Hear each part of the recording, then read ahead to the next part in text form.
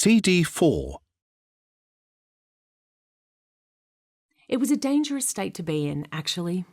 My self-respect gave way to a terrible self-loathing.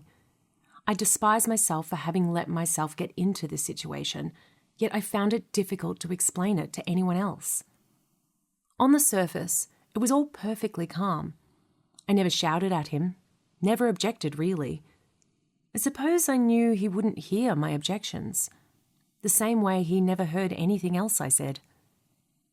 Friends used to ask me, "What's wrong? Where's your spunk gone?"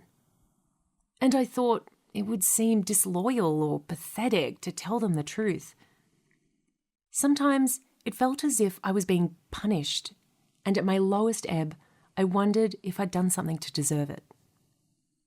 Finally, Athena suggested I see a therapist, and I gradually worked up the courage to tell Berry how I was feeling. His response was totally predictable. He acted puzzled and claimed he always listened to what I had to say and always tried to behave in ways that would please me. He seemed genuinely deaf to what I was actually saying. When I finally said I was leaving, he didn't really seem to believe me. The day I moved out, he just stood there, half smiling, as if he thought I would inevitably come crawling back. I'll never forget that look. I think it's the only time I ever actually hated him. 2 years later, I met and married Ross, and I can tell you two things about being married to an attentive listener. One is that you know you are valued. The other is that you feel more confident about who you are. In fact, if you asked me what's the best thing about being with Ross, I'd say that I feel better about myself than I ever have before. Oh, we have plenty of disagreements, some of them pretty robust, but at least we always know what we're arguing about. When we find ways of assuring other people that they are being fully attended to, the results can be dramatic. Like the programs in many schools and local communities that put young people in touch with older people in retirement villages and nursing homes. Imagine the impact on people who might be feeling socially marginalised and lonely when a couple of enthusiastic kids roll up to talk, and more particularly to listen to them, to hear their stories, perhaps to record those stories for an oral history project, to take selfies with them. The social entrepreneur Samantha Heron runs a program like that in Sydney called STEP, Seniors and Teens Empathy Program. It unleashes powerful emotions in both generations. When the COVID-19 pandemic of 2020 prevented the teens from making their regular visits to a particular nursing home, they took to writing letters instead. The excitement of the seniors at receiving handwritten letters from their newfound young friends was almost matched by the fun the teens had in writing them. As one eager teenager proudly told Samantha, "That's the first letter I've ever written." Why is being heard so therapeutic? It's not simply that when someone listens to me, I receive that as the gift of their undivided attention, wonderful though that is. It's also that when I'm encouraged to say what's on my mind, that can be a clarifying experience, as if hearing myself speak my thoughts helps me to make sense of those thoughts, to unravel what might have been a jumble of ideas, feelings, concerns, and half-formed notions, but which now emerge in a sequence of words, however rough and ready that might be. In Kitchen Table Wisdom, the American medical practitioner and co-founder of the Commonweal Cancer Help Program, Rachel Naomi Remen, puts it more poetically than that. Listening creates a holy silence. When you listen generously to people, they can hear truth in themselves often for the first time. She describes listening as the oldest and perhaps the most powerful tool of healing. Putting thoughts, especially troubled thoughts, into words can indeed be a kind of therapy, the talking cure, but most of us are reluctant to talk to ourselves and not willing or able to write something that might help clarify what we think. Many authors admit that that's precisely why they write, to find out what they think. So we need listeners. Remen again. Our listening creates sanctuary for the homeless parts within the other person. Potent signs that we are heard. Apologies and forgiveness. Two people in my past were notorious for their inability to apologise. In the first case, a clergyman, it appeared to be a matter of principle, since he was heavily into the concept of Christian perfectionism and presumably thought to apologise would be to concede that he was prone to error like the rest of us. The young people in his congregation, far from seeing his intransigence as a sign of perfection, simply thought him arrogant. The second case seemed to be a matter of genuine moral blindness, an inability to see that offence had been given, or that an expression of remorse might not only be the most appropriate response, but also the necessary step towards healing. There is a weird strand running through our culture that sees an apology as a great concession, as though we admit too much by apologising. Never explain, never apologise is a line often, though wrongly, attributed to Henry Ford.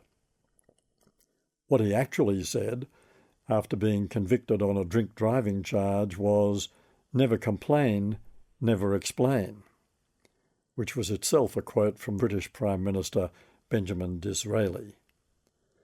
But never explain, never apologise has lodged in our folklore as being somehow tough, strong and admirable, sometimes followed by the ridiculous extension, it's a sign of weakness. How could it be weak to acknowledge that my behaviour has hurt or offended someone, however unintentional the offence might have been? How could it be weak to offer someone the therapeutic gift of an apology? On the contrary, a sincere apology suggests that I am sufficiently secure in my sense of self to admit my error and to be willing to repair whatever damage, emotional or otherwise, I might have inflicted. Put yourself in the place of a person you have wronged or offended by your actions or words. What does that person most want from you? An apology, obviously, because an apology sends a clear signal that you are taking them seriously. An apology demonstrates that you have heard the hurt. Conversely, the withholding of an apology says, without needing to put it into words, that I don't take you seriously enough to bother apologising to you, and that compounds the hurt. Yet many of us struggle with the challenge of making an apology, since apologising requires a double measure of virtue, one part humility, the queen of virtues, French philosopher Simone Weil called it, one part courage, enough humility to admit we've erred, enough courage to face the consequences. People who worship the idols of power and status might hesitate to apologise because they realise that a genuine apology not only implies an admission of error, but also puts us on an equal footing with the person we have wronged. You can't apologise sincerely while mounted on your high horse. If I've offended you, our relative positions in some real or imaginary pecking order simply become irrelevant. A boss apologising to an employee demands precisely the same blend of humility and courage as an employee apologising to a boss. The same goes for official apologies from governments, churches, banks, or other corporations to victims of institutional negligence, criminality, or arrogance. Humility is an essential part of the deal. Those apologies must also be offered in a spirit of equality. Otherwise, they can simply look like yet another thing being done to the victim. The Australian Parliament's formal apology to the stolen generations, delivered by Prime Minister Kevin Rudd in 2008, being mainly confined to just one aspect of the mistreatment of our First Peoples, has had less enduring power than it might have had if it had been broader in its scope and the result of a sustained, negotiated settlement, possibly expressed in a formal treaty.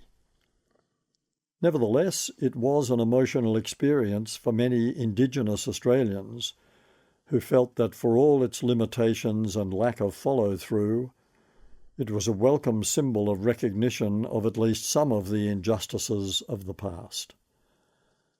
The subsequent dismissive response of successive federal governments to the 2017 Uluru Statement from the Heart demonstrates how far we still need to travel before Sorry Day acquires the deep symbolic significance it could have. In every case where a serious apology is called for, whether personally or institutionally, we need to admit our error, demonstrate that we understand the hurt we have inflicted on the other person, express our remorse, apologise, and where appropriate, offer some reparation. Anything less is hollow, like the mealy-mouthed "I'm sorry you feel like that," which is an especially callous way of avoiding a sincere apology by implying that the victim is somehow inadequate. By the way, there's no use-by date on apologies. I once received a generous apology from someone who felt he had treated me unfairly in a panel discussion at a writers' festival more than a year previously. Despite the late arrival of that apology, it meant a great deal to me. I had felt overlooked and undervalued at the time. Now I didn't. To err is human, to forgive divine. I'm sure you're familiar with that quote from Alexander Pope. It's so rich in connotations that it has practically become part of our folklore. Why does it resonate so powerfully with us? Is it because it appears to offer us a cop-out from the need to forgive? Oh, well, we're all human, we all err, so what? We can leave forgiveness for our failings to the Almighty. Was that Pope's message? Unfortunately not. Pope's point was that our capacity to forgive each other is such a noble aspect of human behaviour that it is indeed divine in its effect. One of the greatest acts of forgiveness in the 20th century, Nelson Mandela, forgiving those who had held him captive for 27 years, both astonished and inspired us. We recognised it immediately as a noble demonstration of humanity at its best. That act of forgiveness alone helps to explain why Mandela became one of the most widely loved figures of his time. In one hit, forgiveness offers potent therapeutic benefits to both the forgiver and the forgiven. Research into the psychology of forgiveness shows that forgiving someone for hurting or offending you is an effective way of reducing your own stress level and lowering your blood pressure, though seeking those collateral benefits would hardly count as an admirable motivation for forgiving someone. By contrast, failing to forgive, nursing a grudge, harbouring a bitter resentment has adverse health consequences. And that's just the effects on the one doing the forgiving. Consider the benefits to the one who is forgiven. When we know we've wronged or offended someone, guilt is our natural reaction, since guilt is the sign that our moral machinery is in working order. But no one enjoys living with guilt, which is why we are prepared to swallow our pride and apologise in the hope of receiving forgiveness from the person we have wronged. When we are forgiven, that burden of guilt is lifted and our emotional equilibrium begins to be restored. But when forgiveness is withheld, guilt can fester, sometimes for years. In that way, the withholding of forgiveness is a way of inflicting additional suffering on an already guilty person. It's unhealthy for them, it's unhealthy for us. Since everything we know about the psychological mechanism of forgiveness says that withholding it is bad for us, why would we hesitate? For some of us, the answer is that we are unable to let go of the sense of having been wronged, as if we are determined to incorporate our resentment or outrage or victimhood into our sense of self. Look how badly I've been treated. Such statements can become mantras repeated for years by those who cling too tightly to their grievance. More generally, the answer is that forgiveness, like other acts of human kindness, such as attentive listening or the making of a sincere apology, does not come easily. In fact, it often seems more natural to plot our revenge or to let the guilty one squirm. It's especially hard to forgive someone who appears totally unburdened by guilt, has never apologised, and is simply getting on with their life, possibly cocooned by arrogance or insensitivity, or blithely unaware of how badly they have hurt us. Some acts are so vile, so brutal, or so insensitive that it's easy to imagine how forgiveness could seem impossible to the people on the receiving end. A person who had been sexually abused as a child would struggle to forgive the parent or friend or teacher or sports coach or priest responsible, yet some do. A rape victim would find it almost imaginably hard to forgive the perpetrator, yet some do. A family would understandably balk at the prospect of forgiving someone who had murdered their son or daughter. Again, some do. Such heroic acts of forgiveness, though rare, have much to teach us, in particular this lesson. Until we forgive, we are condemned to remain victims. Where in their hearts would Indigenous Australians find the wherewithal to forgive the European settlers who treated their land as if it belonged to no one and slaughtered thousands of their forebears, whose descendants stole their children, who are still incarcerating Indigenous people at 10 times the rate of non-Indigenous people? Aboriginal and Torres Strait Islander people comprise 2% of the total Australian population and 28% of the prison population. How forgiving could they feel towards generations of political leaders who have rejected the idea of a treaty, or towards Prime Minister Malcolm Turnbull, who wouldn't contemplate even a discussion of the idea of an Indigenous voice to the National Parliament on Indigenous issues, as envisaged by the 2017 Uluru Statement from the Heart. Although Prime Minister Scott Morrison initially followed Turnbull's lead, his coalition government was, at the time of writing, exploring possible legislation to accommodate aspects of the Voice to Parliament proposal as a potential forerunner to constitutional change. Under the Prime Ministership of Paul Keating, many of these issues had been acknowledged, particularly in Keating's famous Redfern speech of 1992, the same year in which the High Court found in favour of Eddie Mabo's claim for native land title. Yet the problems associated with Indigenous people persist to an extent that makes true reconciliation, involving both apology and forgiveness, still seem a long way off. Forgiveness given in response to an apology says as powerfully as any act of compassion can that I hear you. It restores the harmony we had lost. Apology and forgiveness are woven together in beautiful symmetry.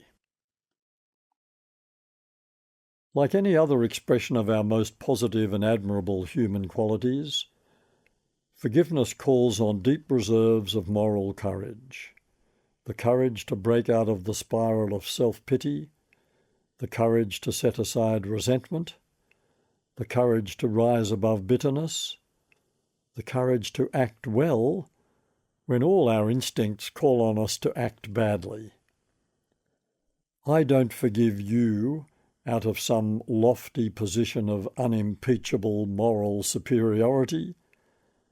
I forgive you because I see my own frailty reflected in you. I hear my own voice in yours. I forgive you because I understand what it means to be human. Here's how English poet Elizabeth Jennings described forgiveness in her poem of that name. It is the word which we surrender by.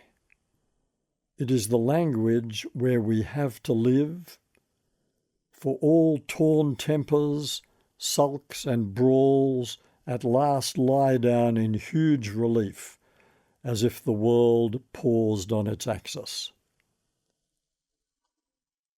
And what about the tritely uttered forgive and forget? Is that possible? Answer, neither possible nor desirable.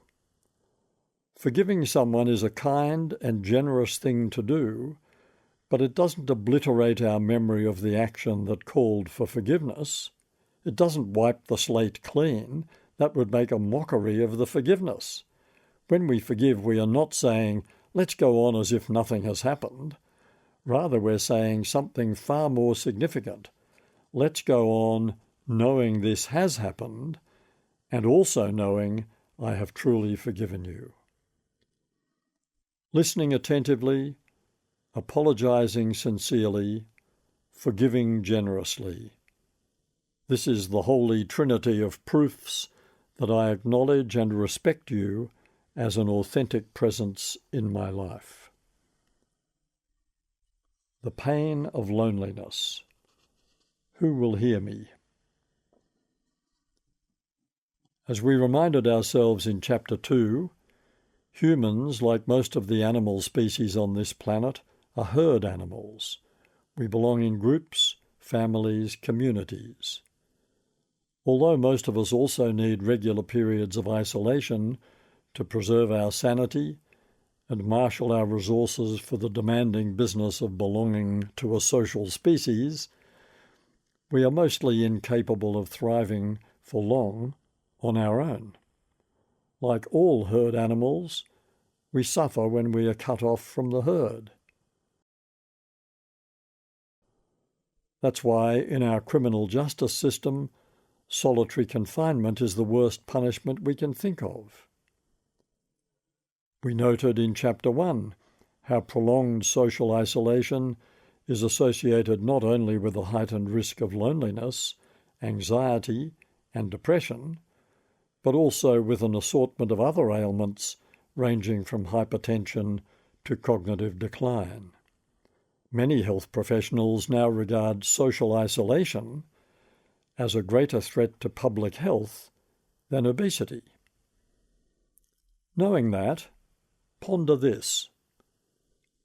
In 2018, the Australian Psychological Society and Swinburne University of Technology published the results of a national survey showing that 25% of all Australians report feeling lonely for most of every week, with the highest levels of loneliness reported in the 18 to 25 age group, who are paradoxically our most connected generation when it comes to the use of social media. Connected but lonely has become a popular label for heavy users of IT. It turns out that the emotional richness of face-to-face encounters, incorporating eye contact and possibly touch, plus all the nuances of tone of voice, facial expressions, posture, and gestures, simply can't be reproduced online. Who'd have thought? Swinburne's Dr. Michelle Lim, the scientific chair of the End Loneliness Together project and Australia's leading expert on loneliness, describes loneliness as an innate human signal to connect, similar to a signal to eat when one is hungry. She points out that the desire to connect is normal because humans have evolved and thrived within social groups since the beginning of time.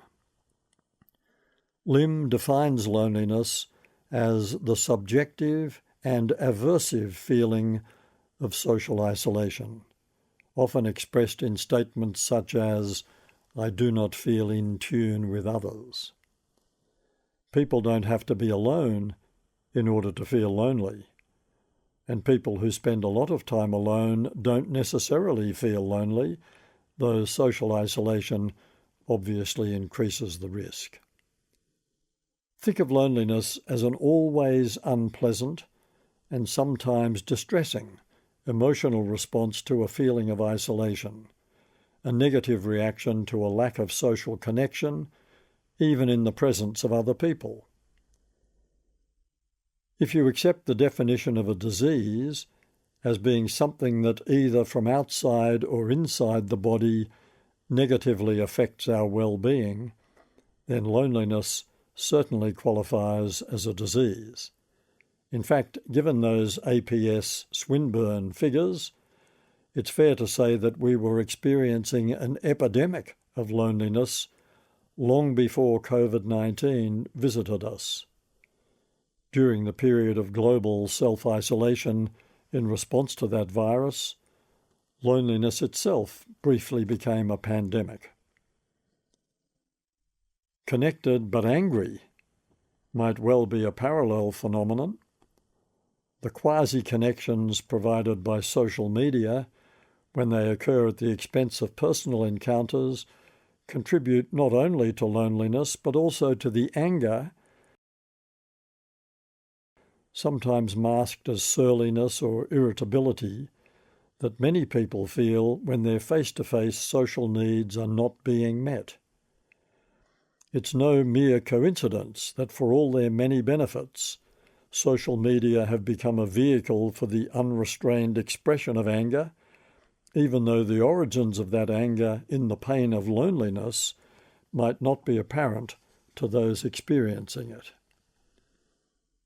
Social media have turned out to be a remarkably safe hiding place from which to hurl abuse, obscenities, and angry epithets. Feelings that might be expressed in a more restrained and civilized manner, if at all, in face-to-face encounters, can take on a far darker tone when they are let loose from the coward's castle of cyberspace. The underlying message is often as simple as, "Now you'll take me seriously," even though, paradoxically, the me remains hidden from view. Conspiracy theories often arise from a sense of powerlessness that finds its expression in anger directed towards particular individuals or groups, whether political, religious, ethnic, cultural, or otherwise, or the Western way of life, or whoever or whatever can be blamed for the conspiracy theorists' feelings of despair. the global phenomenon of QAnon, the ultimate example of groundless conspiracy theories and vaguely religious-sounding prophecies, thrives at least partly because of that anon in its name. Thanks to the internet, anonymity has become the passport to the free expression of hate, anger, disillusionment, or fear, a problem that won't be solved until the identity of the sender becomes an automatic, inescapable part of every social media post. But it is our increasing social fragmentation that creates the weirdly permissive atmosphere in which such phenomena can flourish. The most realistic way to interpret the fact that we and comparable Western societies are experiencing social fragmentation on such a large scale is to see it as a self-inflicted wound. We have created a culture of such radical individualism, where self-actualization is regarded as our greatest accomplishment, that social fragmentation, with its heightened risk of social isolation, is the inevitable consequence. A steady rise in the number of single-person households, already accounting for 25% of all Australian households, our high dependency on IT at the expense of face-to-face encounters, our excessive busyness, that classic barrier to social cohesion, our increasing mobility, our high rate of relationship breakdown. Should we be surprised to discover that we are a society struggling with loneliness? The pendulum will eventually swing back towards a more realistic and healthier sense of our true nature as communitarians. But in the meantime, it's easy to see not only why loneliness has reached epidemic proportions, but also why it's so unhealthy for us. The very essence of loneliness is that we lack the sense of being heard, appreciated, attended to, and acknowledged. If I feel lonely, who can I trust with my innermost thoughts, fears, hopes, dreams, doubts, and anxieties? Who will listen? Not everyone who lives alone feels lonely, of course. There's a big difference between people whose circumstances have thrust solo householder status on them involuntarily through bereavement, relationship breakdown, relocation for work, or other factors beyond their control, and those who have deliberately chosen to live alone. Many voluntary soloists anticipate with pleasure the moment when they can shut the door on the world, punch the air and shout, "Alone at last." Many relish their solo householder status as a symbol of freedom and independence. Many say they know where to find people when they want them and are very happy to enjoy their privacy and solitude the rest of the time. But it's often more complex than that. In my studies of people's experience of living alone, I've encountered many individuals who, while claiming to love their privacy and independence, also admitted to occasional feelings of emotional vulnerability. Sometimes these surfaced in the form of specific questions. Are humans meant to live alone? Is it healthy for us? Sometimes they emerged in little anecdotes about obsessive checks of locked doors or leaving a light on all night. Some solo householders like to turn the TV on before they go out, so they won't return to an empty-feeling house.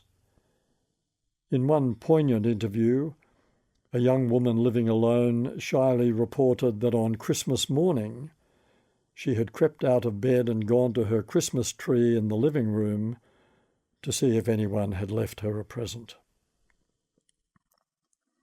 Being a solo householder might not entail feelings of loneliness, but it clearly heightens the risk.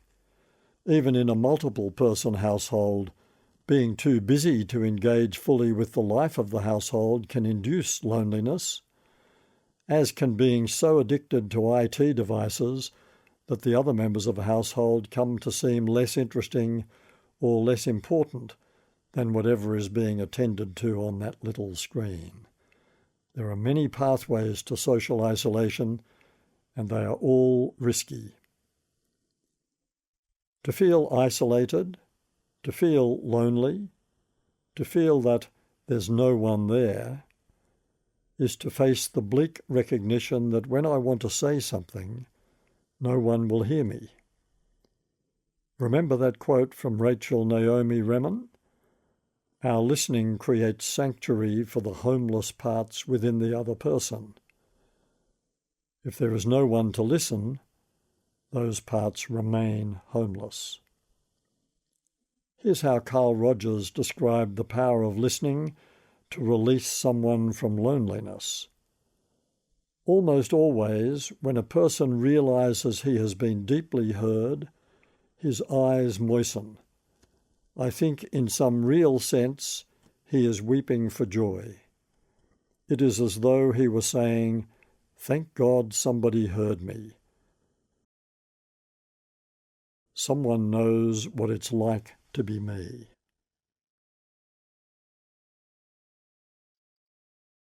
Relevance deprivation syndrome. Being heard is not only about being listened to. It can also refer to a lack of more general recognition or appreciation for who you are or what you've done. Gareth Evans, a former Australian foreign minister, coined the expression relevance deprivation syndrome to describe how it feels to be removed from the position of being a minister in a government to being a mere member of the opposition frontbench. Power, status and influence have been diminished to be replaced by a certain sense of futility. Evans himself had a distinguished career inside and outside Parliament, including a long stint as an effective and influential Chancellor of the Australian National University, but his coinage has caught on. The term relevance deprivation syndrome has come to be associated with far more than a loss of political power or prestige. It is now a useful label for the many people who, having never felt the thrill, if that's what it is, of political power, have nevertheless had to cope with the sense of loss, often associated with retirement, retrenchment, unemployment, or relegation to a lower position than they once held. It's sometimes unkindly referred to as passing your use-by date. Evans might have created that cute label for it, but the condition has been around forever and can be applied to societies as well as individuals. Britain shows signs of not yet having come to terms with the loss of empire. Britons still love to sing Rule Britannia as if they mean it. And what of Vienna? After World War I, it was reduced from being the capital of an empire to merely the capital of Austria. But relevance deprivation syndrome is a term we most often apply to individuals to describe a rather desolate feeling of being overlooked. At the other end of the political and social spectrum from Gareth Evans, here's the French Count Robert de Montesquieu, quoted by Julian Barnes in The Man in the Red Coat, bemoaning his lost status at the end of the Belle Epoque. You are still there, in a state of greater or lesser dilapidation, and still holding on, with your faculties intact, but now ill-suited to the taste of the day. You have fallen into disuse, and have become a stranger to the very contemporary civilization you once led, yet whose current manifestations do not wound or shock you as much as they appear empty and futile. An impenetrable barrier now separates you. People who were once prominent in their profession might have to contend not simply with younger people replacing them and doing things differently, which is both inevitable and generally desirable, but with a lack of acknowledgement of the foundations they laid, or the encouragement and training they gave those younger people on their way up, or the innovations they introduced, which were as radical in their day as today's innovations are now. The sense of being shoved aside is tough to bear.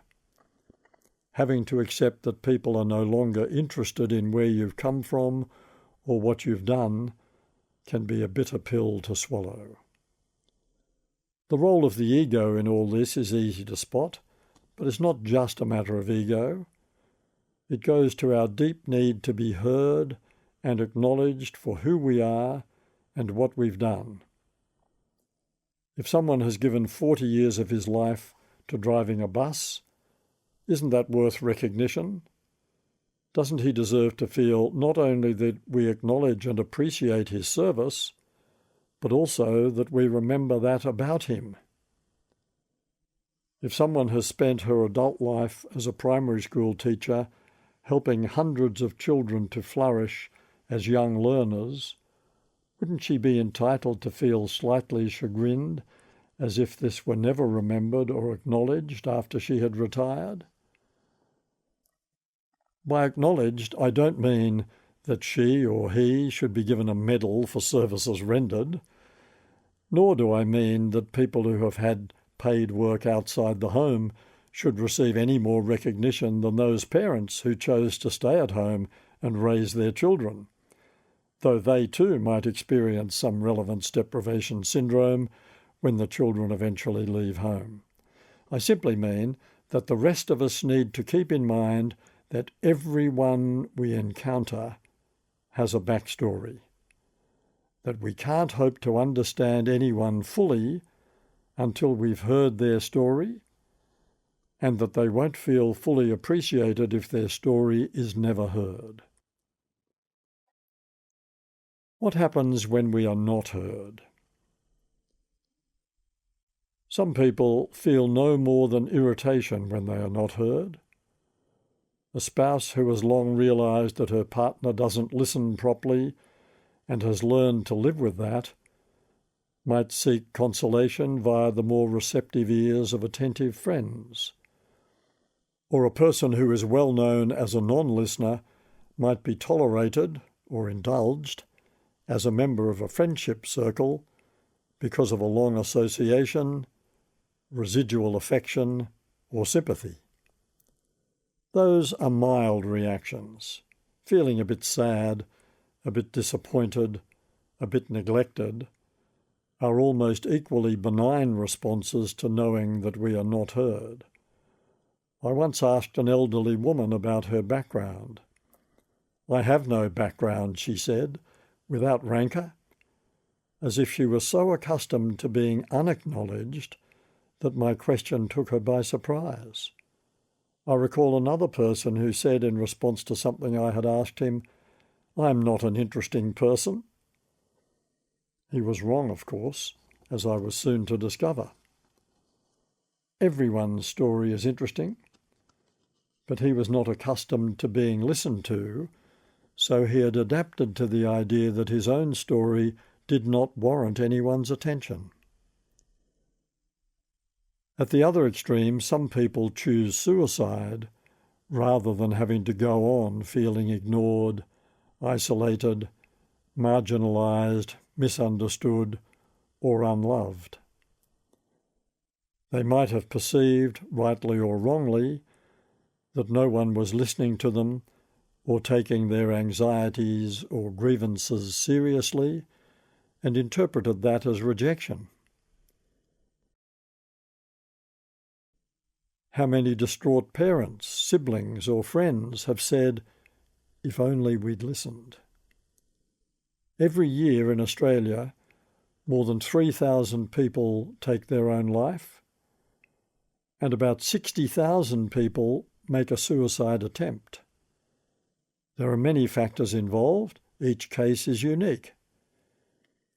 But when an attempt is interpreted as a cry for help, That usually means we can recognise it as a person's plea to be taken more seriously, to be appreciated for the person they are, not the person others want or expect them to be. Some people, frustrated by the sense of being ignored, go in search of groups of similarly disaffected people to plot their revenge, possibly through vandalism or violence, on a society they perceive as uncaring. They might also be peculiarly vulnerable to overtures from radical groups that seem to offer a sympathetic welcome and a listening ear.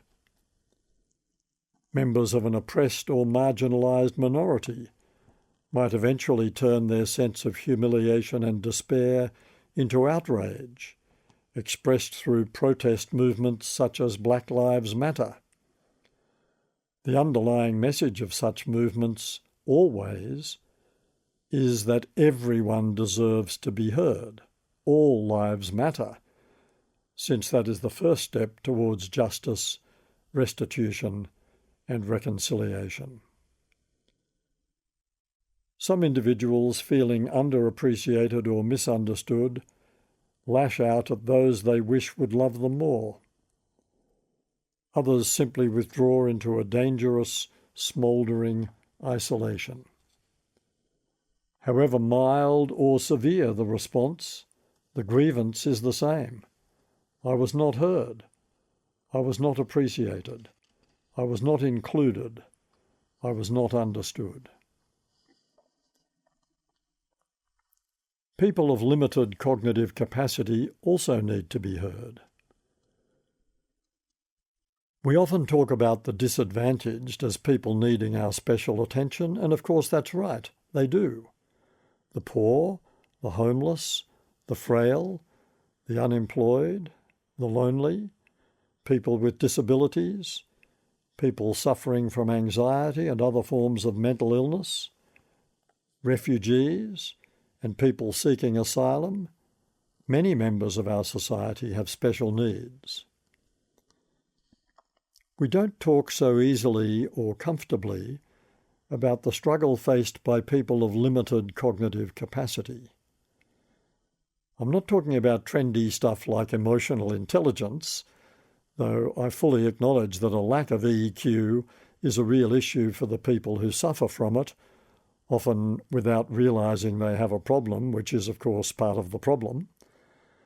It's also a source of irritation and perplexity to those who have to live and work with them.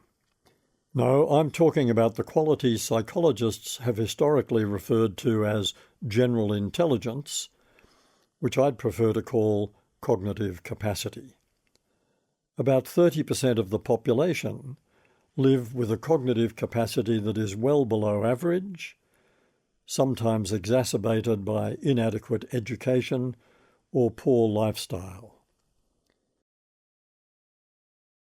As the population ages, elderly people will inevitably swell the ranks of the cognitively challenged, since genetic inheritance doesn't only determine our intelligence, but may also determine our likelihood of developing dementia later in life.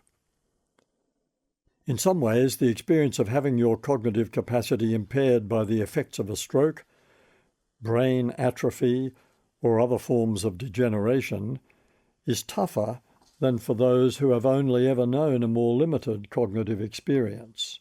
Rather like relevance deprivation syndrome, cognitive impairment due to illness or injury can seem like an especially cruel blow because of the contrast between how things were and how they now are.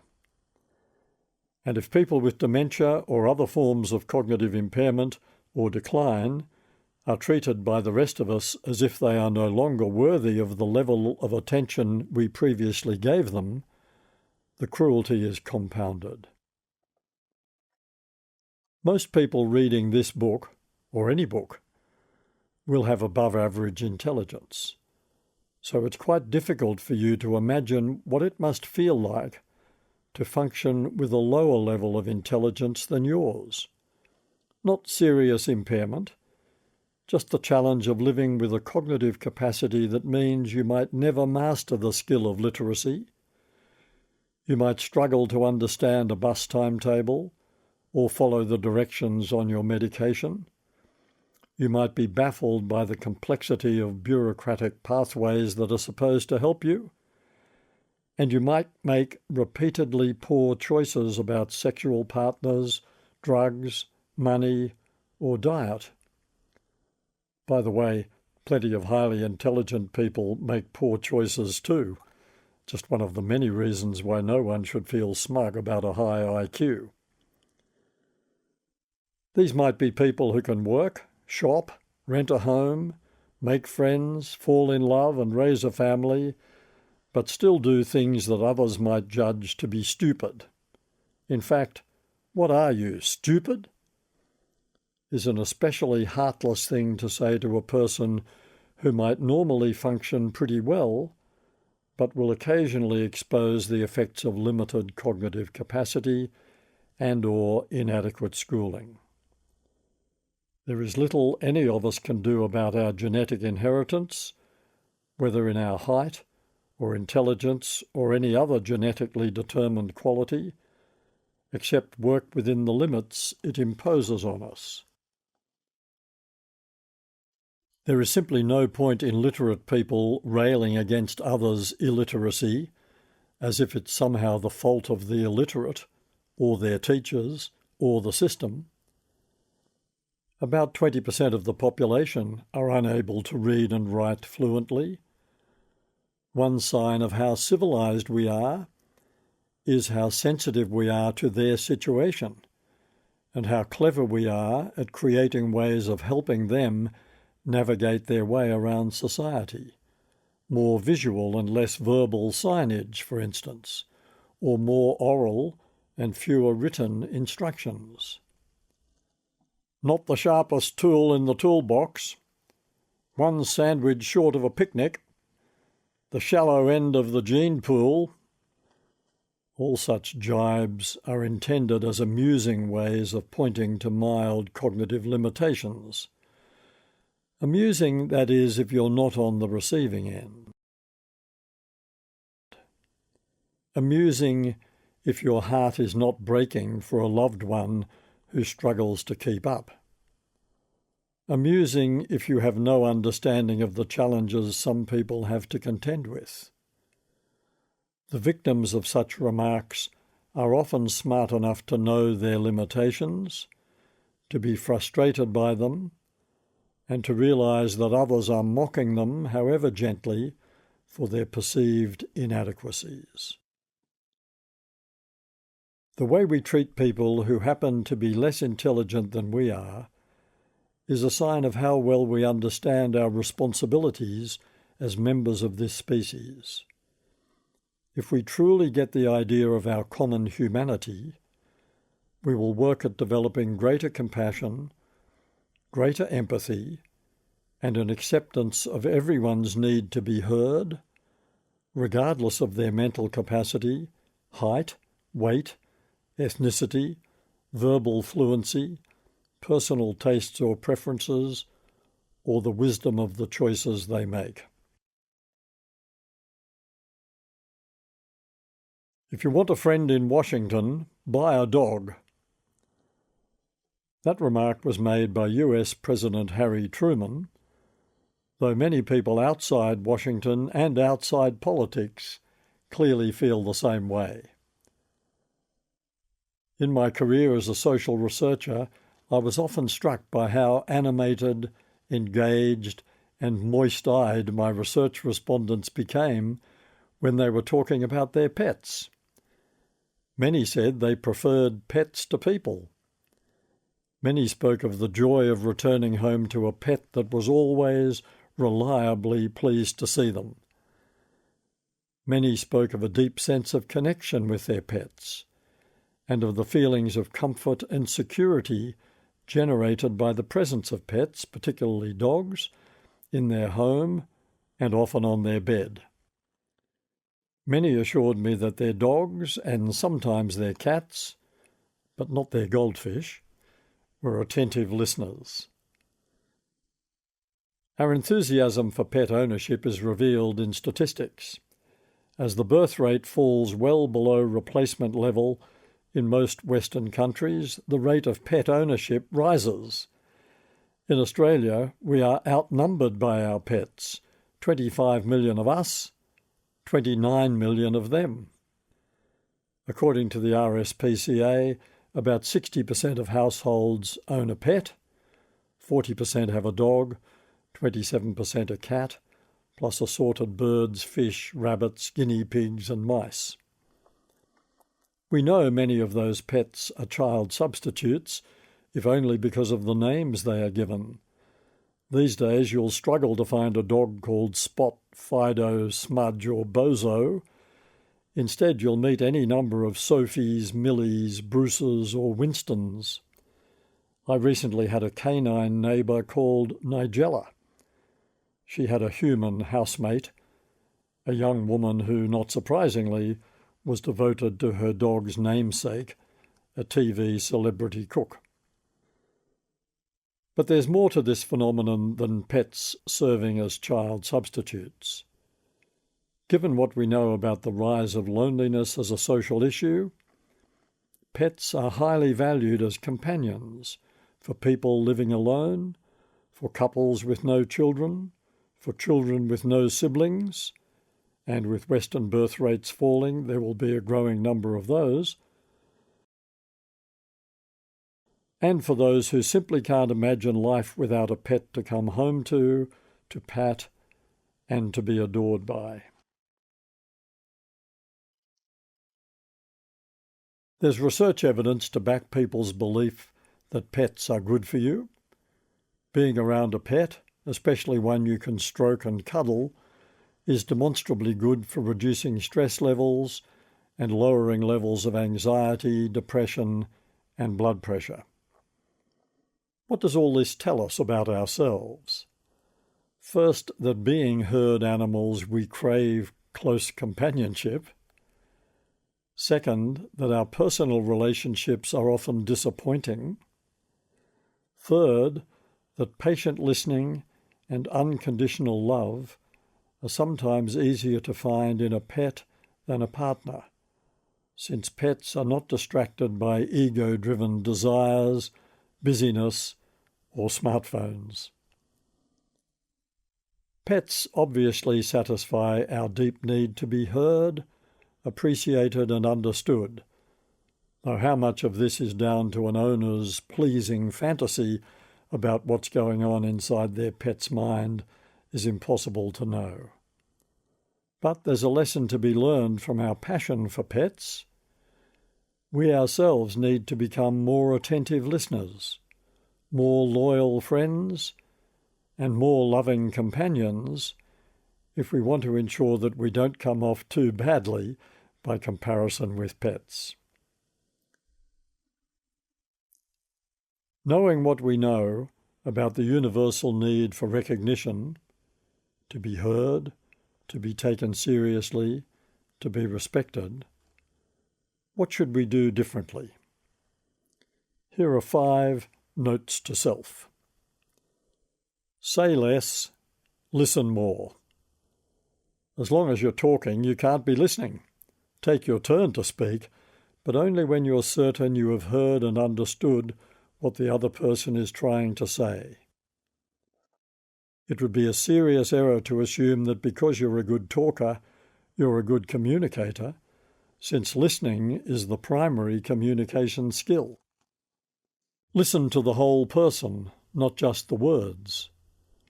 Everyone comes with a history, a context, sometimes uncharitably referred to as baggage. Their backstory is a crucial part of who they are.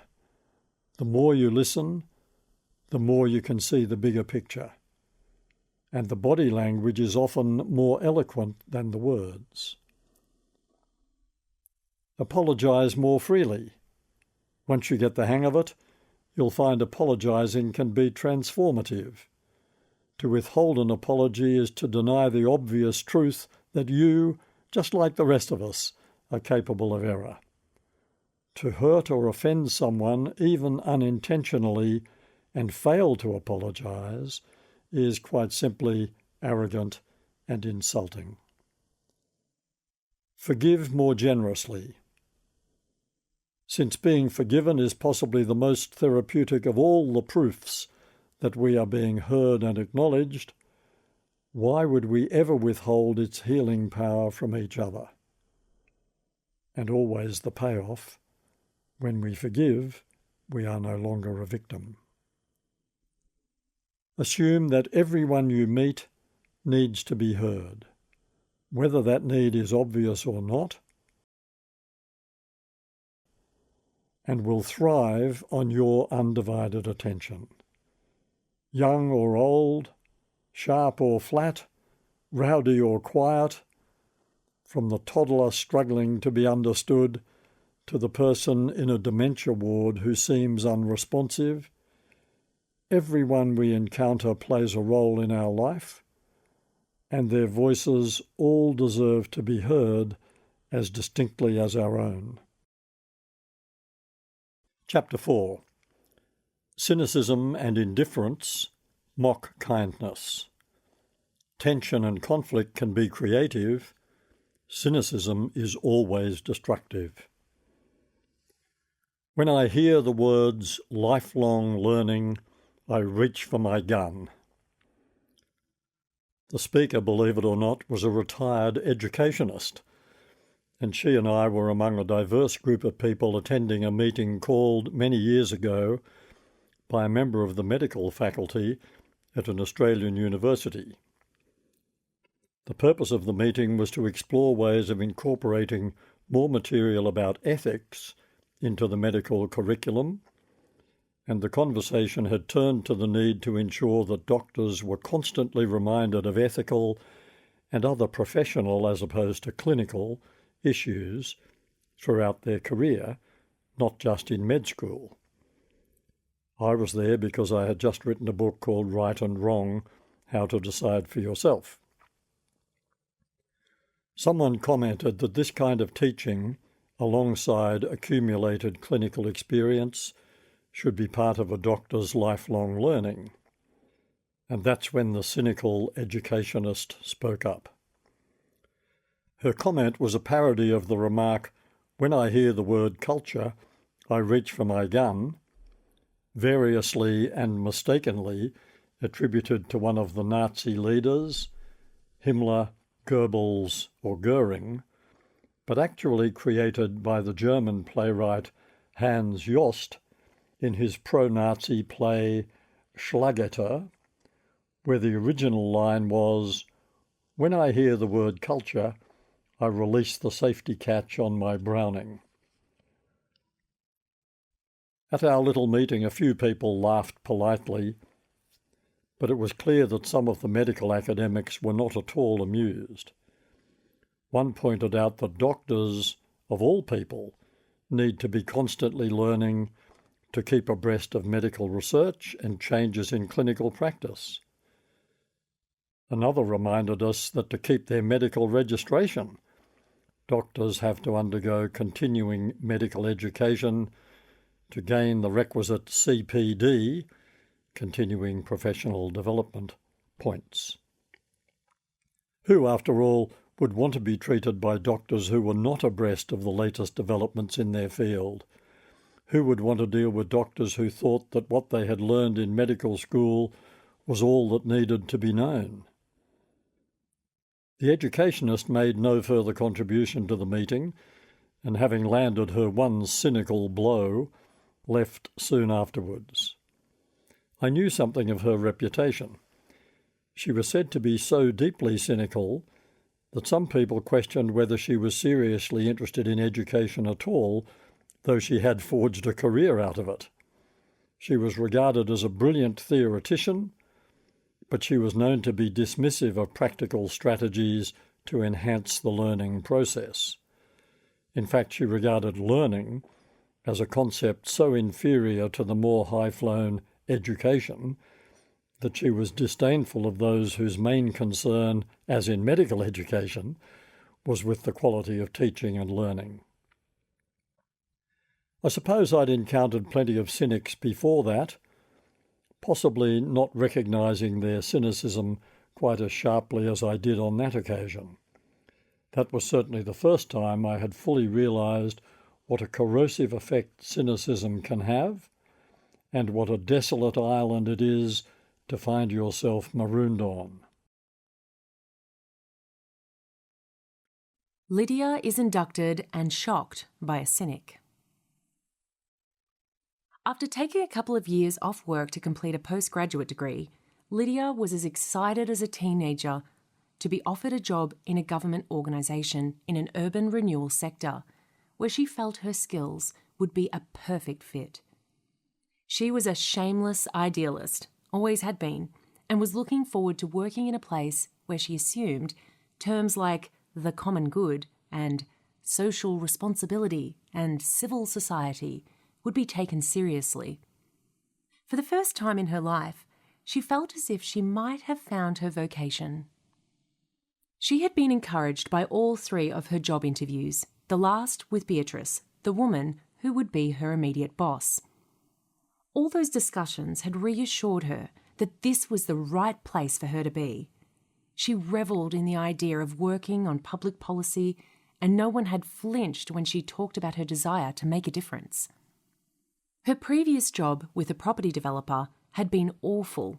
It was grindingly tedious work. She felt like a glorified clerk, and the whole enterprise was solely driven by the profit motive. She knew that any commercial organisation had to be profitable to be viable, but she had hoped it would be there in the background, rather than front and centre in every strategic discussion she ever had. New job, day 1, 9 o'clock on the dot. Lydia was waiting in the reception area for a man called Brad, a soon-to-be colleague at the same level as Lydia, who was to induct her into the organisation and show her around. Brad arrived at 9:10 and seemed surprised that Lydia was already there waiting for him. "No one gets in on time, Liddy. Can I call you Liddy?" So that's the first thing to know. Never make an appointment with anyone before 10 in the morning or after 4 in the afternoon. I don't mean those are our hours, it's just that we like to build a bit of flexibility into the system. Now, let's see. I'd better start at the top. The chair is located on the top floor, where else? And he uses this place as his personal office. But he's on so many boards, he's never around much after lunch. The CEO is up there too, but he's a mere cipher. He only got the job because he was an acolyte of the chair in another organisation where he'd, unsurprisingly, run out of career options. There was no formal application process. The chair fixed it for him, so we assume he's prepared to do the chair's bidding. The chair holds the reins, believe me.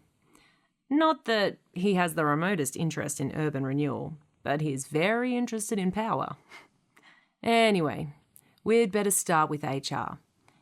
If they haven't got a file for you, you don't exist. Lovely people up there, by the way, but most of them don't know their ass from their elbow when it comes to the real world. There's a bit of that about, in fact. Part of the charm of the place, as you'll discover. Shaken by Brad's breezy cynicism, Lydia, no one ever called her Liddy, tried to approach the HR department with an open mind. The person she dealt with was pleasant, efficient, warm, and engaging. "Welcome to our world," she said to Lydia when the paperwork was all done. "What a lovely woman," Lydia said to Brad as they got into the lift to return to the floor where Lydia would be working. "Oh, Jean? All charm, I agree. Not a lot between the ears, though, so she's in the right place. Let's go out for coffee. It'll be easier for me to fill you in if we're not overheard." What followed was a series of character assessments of the other people working in Brad's section. If not actually defamatory, they were so blunt and so uncomplimentary that Lydia felt obliged to speak in the people's defence, even before she'd met them. "Well, they can't be that bad, Brad," she said, in what she hoped was a light tone. "This place does good work, important work. I'm looking forward to it. Don't spoil it for me before I've got my feet under the desk." Brad gazed at her for a moment, as if to check she was serious. Were you ever a school prefect by any chance, Liddy? I was, as a matter of fact. Why do you ask? You'll meet a few kindred spirits here. Overachievers. That you? Oh, wouldn't go that far, but I regard the work of this organisation very highly. That's why I applied for the job. Good luck. Place is crammed with manipulators and opportunists. Highly competitive. Why do you stay, Brad? Lydia could hardly believe she was asking him that within an hour of their first meeting. But her blood was beginning to boil, and she couldn't help herself. Sweetest job I've ever had. Surrounded by you lot.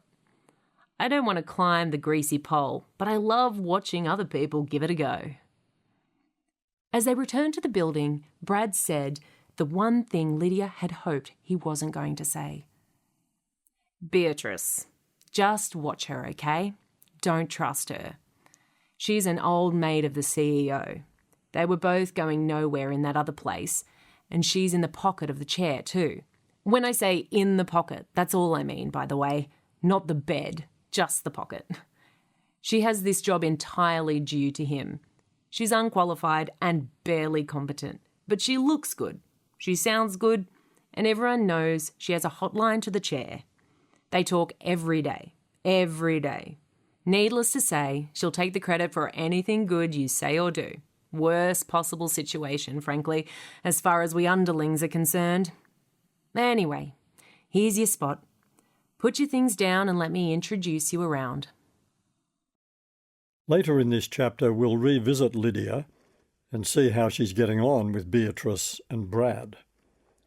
For now, though, notice how cleverly cynics can position themselves as a bizarre combination of insiders who are nevertheless above the struggle. Smart, funny, fully informed, yet at the same time indifferent. I know this place inside out. I know all the gossip. I know where all the bodies are buried. I've seen it all before, and I have the great advantage of really not caring. My heart isn't in it, and I never pretend it is. But I'm so smart I get away with it. And when I have to, I know how to play the game. I can work the system better than anyone, precisely because I don't care. You can find cynics anywhere, in business, politics, the professions, the public service, academia, journalism, religion, and elsewhere. They may be intelligent, charming, fluent, and talented, but they typically show signs of deep insecurity and a wariness about engaging or cooperating with others. They often seem disappointed in themselves and inclined to project that disappointment onto others or onto the institution they work for. Cynics, like all of us, are the product of their formative years and all the experiences that have subsequently shaped them. Some people seem to be steeped in cynicism, cynics to their very core. Others seem more lightly tinged by it. Some seem to have adopted it as a self-protective affectation, others to have been driven to it by unhappy circumstances. And people might go through phases of cynicism that do not permanently define them as cynics. This ends CD 4. CD 5. So where does cynicism spring from? In some cases, a plausible explanation of its origins can be found in the attachment theory, first proposed by the British psychologist, psychiatrist and psychoanalyst John Bowlby in 1969. In an article summarising the evolution of the theory and the emerging research evidence to support it, American psychologists Matthew Dicus and Jude Cassidy point to the heart of attachment theory. From very early in life, children begin to understand whether or not they are being accepted, loved, valued, by attachment figures such as a parent or other primary caregiver. If young children perceive that they are not meant to be loved or valued, this might lead them to develop various defence mechanisms to protect themselves from the possibility of further rejection. As they proceed through life, such people will be reluctant to form close attachments to anyone, a romantic partner, a colleague, a friend, whom they might regard as capable of inflicting psychological pain on them. Better to remain guarded than to risk the possibility of further rejection. The main implication of attachment theory is that when very young children sense that they are securely loved and valued, this is the greatest bulwark against future behavioural problems, like cynicism, arising from emotional insecurity. If they feel securely attached in infancy, they will be more open to the possibility of forming secure attachments later. Research into this process shows that people suffering from attachment insecurity are more likely to perceive other people as untrustworthy and more likely to have negative perceptions of those closest to them, including their partner and their own children. They are also likely to become adept at forming loose attachments, possibly appearing quite gregarious, while having more difficulty with sustained intimacy.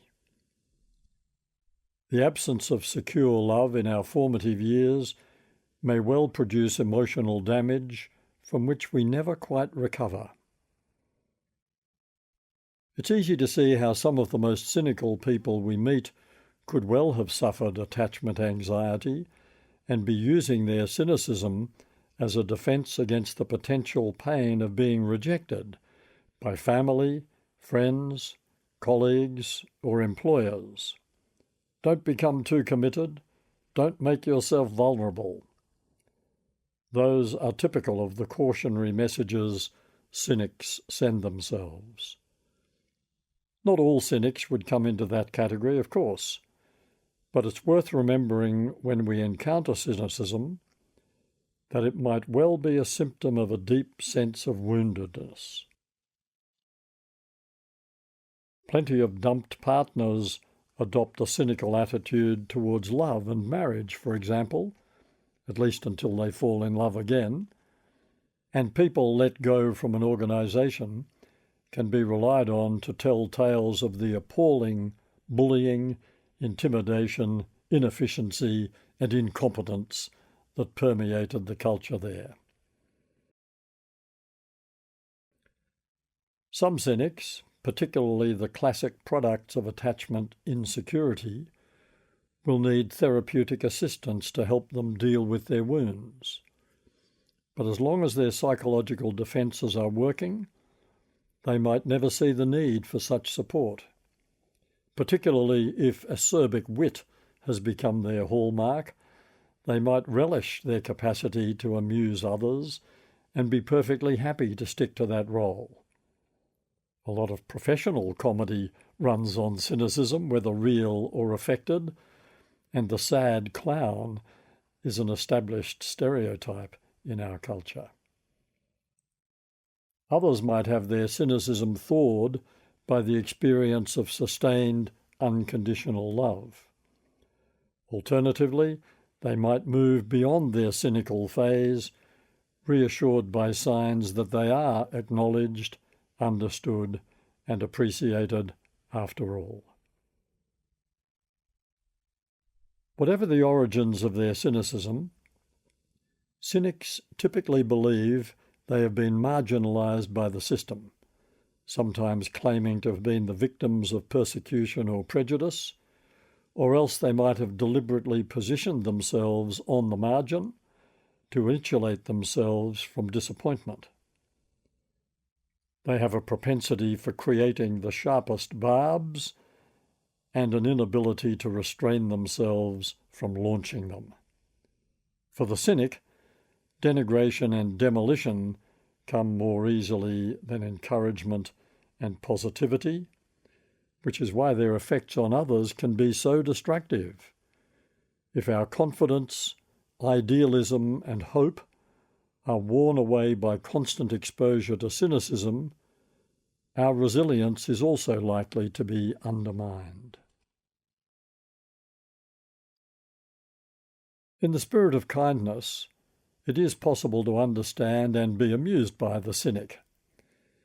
During the 2020-21 pandemic, in response to a journalist's question, I mentioned that people were tending to write longer emails because they were including warmer, more personal stuff, inquiring after other people's well-being and checking how they were coping with social isolation and other restrictions.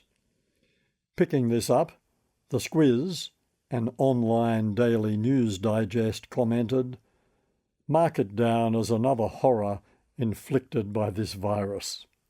Mildly amusing, perhaps, if meant ironically, but a perfect example of how the cynic operates. Take something positive, people caring about each other's well-being during a pandemic, and by mockery, turn it into a negative. Take something beautiful and make it appear ugly. Take something nobly meant and reposition it as mere sentimentality. Sentimentality, incidentally, is one of the favourite targets of cynics because, like kindness, it implies a level of emotional generosity alien to them. I've never known a happy cynic. Those I've met have all been miserable to some degree, sometimes misanthropic, hell is other people, and often bitter. I've never known a cynic to laugh uncontrollably. Their laughter somehow manages to convey the sneer that is the facial badge of the cynic. They are the classic practitioners of Schadenfreude, taking pleasure in the misfortune of others, because misfortune is what they typically wish on those who have done better than they might have done. While cynicism is mostly associated with disaffection, it can also be found in those who are driven by a passion for power, status, influence, and authority. If you aspire to be top for the sake of being top, whether that means Prime Minister, Chairman, Chief Executive, Principal, Director, Manager, or any other post that carries the connotation of top of the heap, then you are already trapped in the coils of cynicism.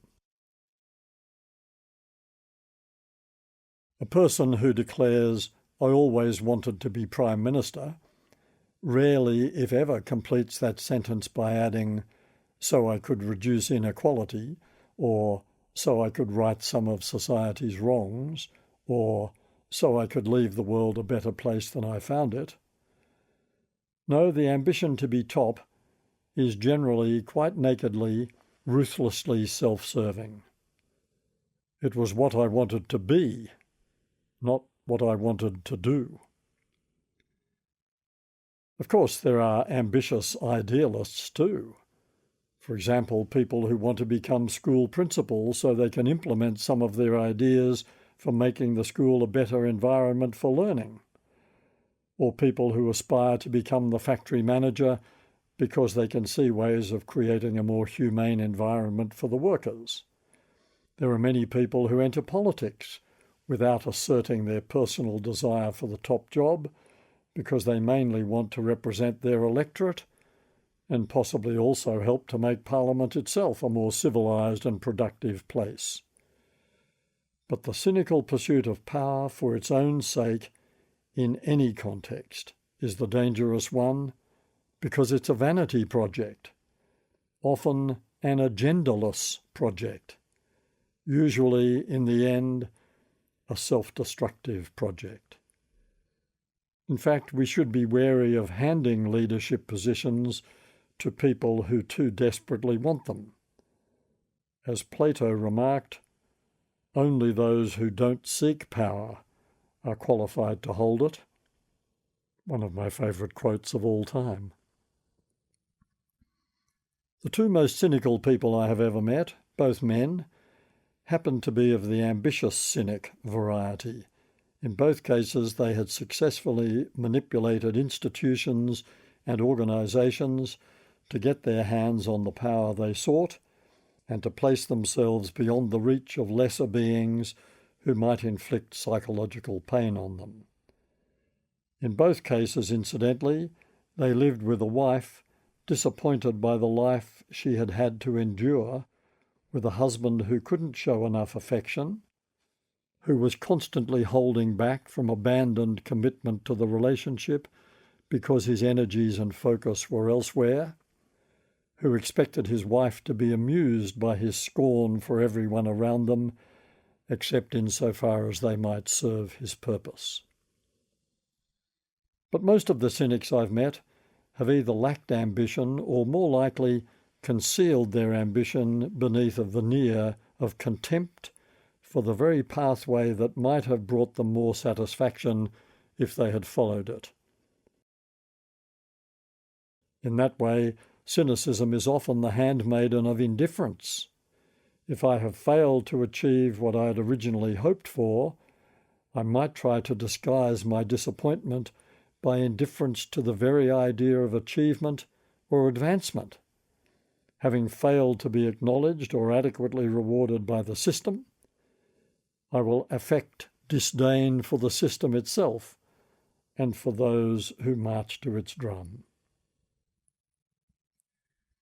Cynic used to mean something very different. If you're interested in how words change their meaning over time, cynic is a classic case. It was once a serious school of philosophical thought, strongly influenced by Socrates, and in turn a strong influence on the later Stoics. The Cynics of ancient Greece were committed to the idea that virtue was the key to happiness or eudaimonia. They were initially led by Antisthenes, an Athenian who claimed to be proud of his wealth, although he had no money, because he was satisfied with what he had and could survive in whatever circumstances he found himself. Antisthenes, like Socrates, believed the soul was more important than the body and was prepared to neglect the body for the sake of the soul. This led eventually to the embrace of asceticism, as championed by Diogenes, who, appalled by corruption, lived in a wine cask and ate whatever scraps of food he could find. The label cynic was derived from the Greek word for dog. Diogenes was seen as being as shameless as a dog. One story describes him going about in daylight holding a lamp, looking for an honest human. Diogenes wanted to replace the debased standards of society with the genuine standards of nature, that is, living with the minimum humans need to sustain life. American philosopher Harry A. Ide notes that cynicism was an active branch of philosophy throughout the 3rd century BCE and reappeared in the 2nd century CE with its core ideas intact, that self-sufficiency is the key to happiness and asceticism the key to self-sufficiency. So, cynicism was once a rather severe prescription for resilience. Be satisfied with what you have. Virtue is the pathway to happiness. Does that sound like today's cynics? How the world and the word has changed. Today's cynics. In contemporary English-speaking countries, cynic now has a far more derogatory connotation as captured in the Oxford English Dictionary. A person disposed to rail or find fault, one who shows a disposition to disbelieve in the sincerity or goodness of human motives and actions, and is wont to express this by sneers and sarcasm, a sneering fault-finder. It's not a pretty list, is it? And perhaps we could add the word contemptuous to it, since that's one of the characteristics of cynics that makes them socially destructive. To regard others with contempt is to erect a barrier against the free flow of kindness and respect, those twin ingredients of a civilized society. Cynics like to position themselves as being superior but disengaged, as if they exist in a state of lofty indifference. Yet that's a position that has consequences for the rest of us. Cynics, by their very indifference, make it more likely that their misanthropic view of the world will be confirmed. If enough people withdraw to the sidelines to mock and sneer, who will play the game? The cynic might enjoy feeling marginalised because the margin is like a grandstand from which to observe the folly of humankind. Yet, being a mere bystander is exactly what is not needed for the building up of social cohesion, for the creation of social harmony, and for making the world a better place.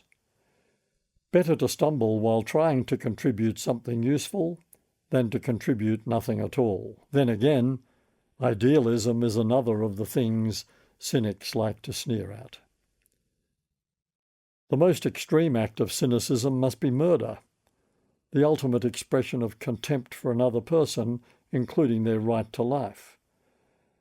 But any physical violence is a form of cynicism that says, I am the centre of my world, you are annoying me, I attach no value to you, now cop this. Infidelity, in love, in business, or in any other setting, is a form of cynicism that says contemptuously, I will place my own interests above yours. I am in this for myself. I sneer at your talk of fidelity. That's just you trying to impose your own standards on my behaviour.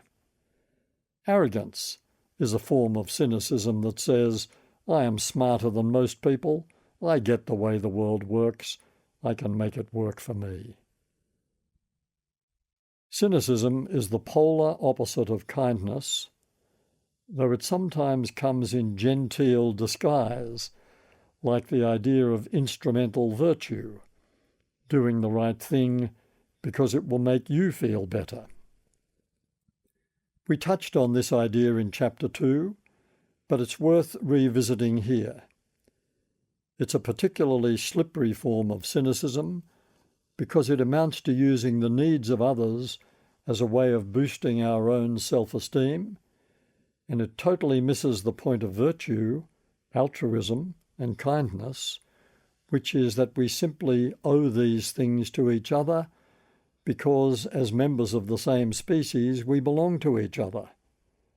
A point most religious, mystical, and spiritual traditions have been trying for millennia to reinforce. Cynics generally believe they would be better off if they avoided unpleasant or unsympathetic people, if they surrounded themselves with a circle of like-minded people they could rely on to shield themselves from psychological pain. If you think of doing good as a pathway to feeling good, then you might well want to avoid too much unpleasantness in your life in case it makes you feel unpleasant. This is like proposing to live in the security of an emotional bubble that insulates you from the complex reality of human experience, including its nastiness,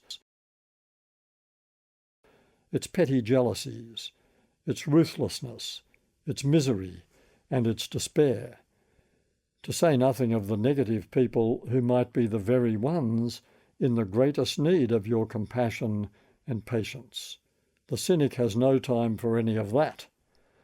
A problem shared is a problem doubled, is a particularly cynical remark.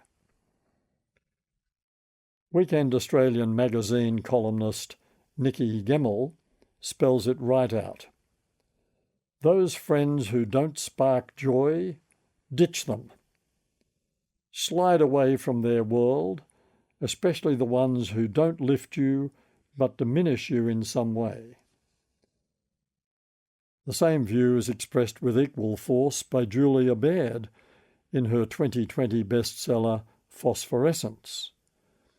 Describing competitive, gossipy people, along with jerks and bullies, Baird urges us to run from such people. Seriously, run. Instead, she recommends that we carefully draw the brilliant, the decent, and the good-hearted near and love them fiercely. Shed the toxic and the small. Show loyalty and honour to those you love. Now on a roll, she goes on to say, there are millions of excellent humans on the globe. Find them, befriend them, support them. Baird's prescription stands in the ancient Jewish tradition where love your neighbour referred literally and exclusively to people like us, people who share our culture, people who are part of our in-group. But there's an entirely different philosophical tradition expressed in the so-called Golden Rule, treat others as you would have them treat you, and endorsed in the teachings of people as diverse as the Buddha, Jesus, Marcus Aurelius, and Bertrand Russell, but perhaps made most explicit in Christianity's famous quote from the so-called Sermon on the Mount, love your enemies, do good to those who hate you, bless those who curse you, pray for those who mistreat you.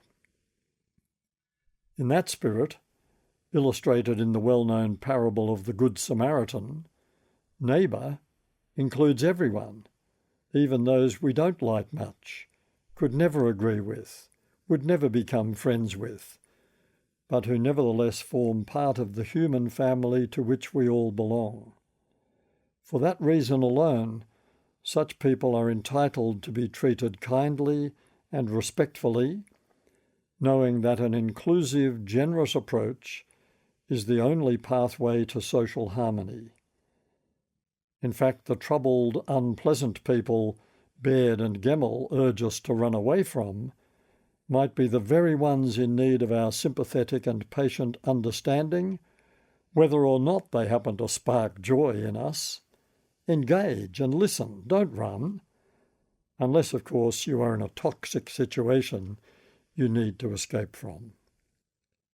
We don't learn to be resilient by removing the nasty stuff from our lives. We don't learn humility by mixing only with people who love and support us. Naturally, we cherish the emotional comfort and support of those who do love us, but their love is like a resource that equips us for dealing kindly with the unlovely. Imagine what a miserable place the world would be if we were kind only to people who were kind to us.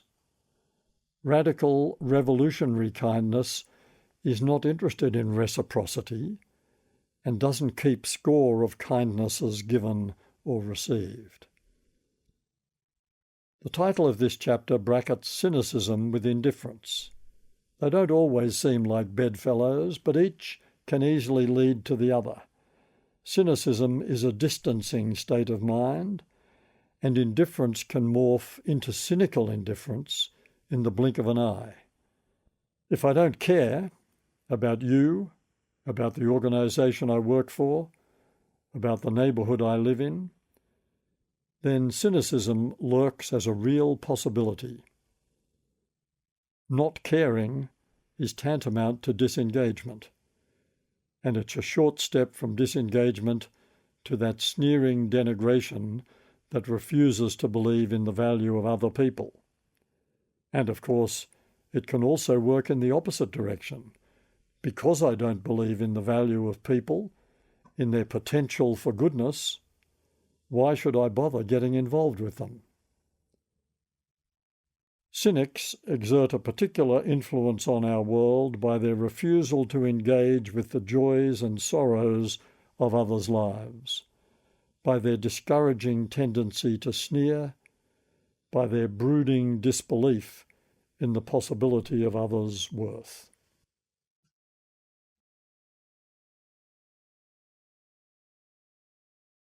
As a footnote to this discussion, it's worth drawing the distinction between the cynic and the skeptic.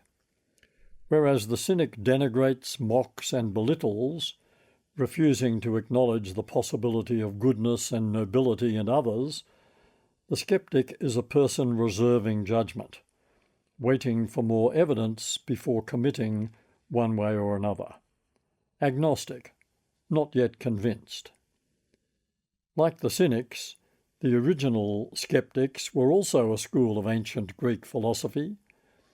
Their distinctive position was to doubt the possibility of real knowledge of any kind. They believed certainty about anything was unjustifiable. Today's skeptics generally don't go that far. They are open to the possibility of knowledge and certainty, they just haven't got there yet. Skeptics can be irritatingly demanding in their persistent questioning, but as genuine seekers after truth, they are important contributors to the life and culture of any society. Unlike the cynics, they have no desire to denigrate or destroy the social fabric, but only to question the quality or the pattern of its weaving. Lydia attends her first and last off-site. Settling into her new job, Lydia found she liked her colleagues well enough. Even Brad was entertaining, but she simply couldn't shake off the negative impression she had been given by Brad's induction, and she had found herself looking for signs that would confirm what he had told her. She wished it were otherwise. Oh, how she wished she could have come into the job untarnished by all that gossip and innuendo. Beatrice, who had seemed so wonderfully high-minded at Lydia's final interview, continued to sound impressive. She was certainly right on top of the jargon, but Lydia couldn't help noticing cracks in her facade. And, sure enough, when Lydia had prepared her first research paper on a radically new approach to street furniture, Beatrice had whisked it away and apparently passed it off in a senior management meeting as the fruits of her own thinking. Lydia learnt this via Brad, who seemed to have contacts everywhere. But would she have attached any significance to any of this if Brad hadn't created a particular lens for her? It was the same with her colleagues. Having had the benefit, or the disadvantage, of Brad's briefing, Lydia was hyper-alert to any signs of inadequacy or incompetence, and, though she didn't regard herself as an arrogant person, she was surprised by her own reaction when she encountered something she thought was a bit inefficient. She was almost pleased to see that Brad had been right. The clincher for Lydia, in a bad way, was a one-day strategy meeting for her work group, to be held in the conference centre of a regional council's offices, just beyond the fringe of the metropolitan area. Everyone seemed excited about the event and kept referring to it as the off-site, as if being held away from the office was the main thing to be said about it.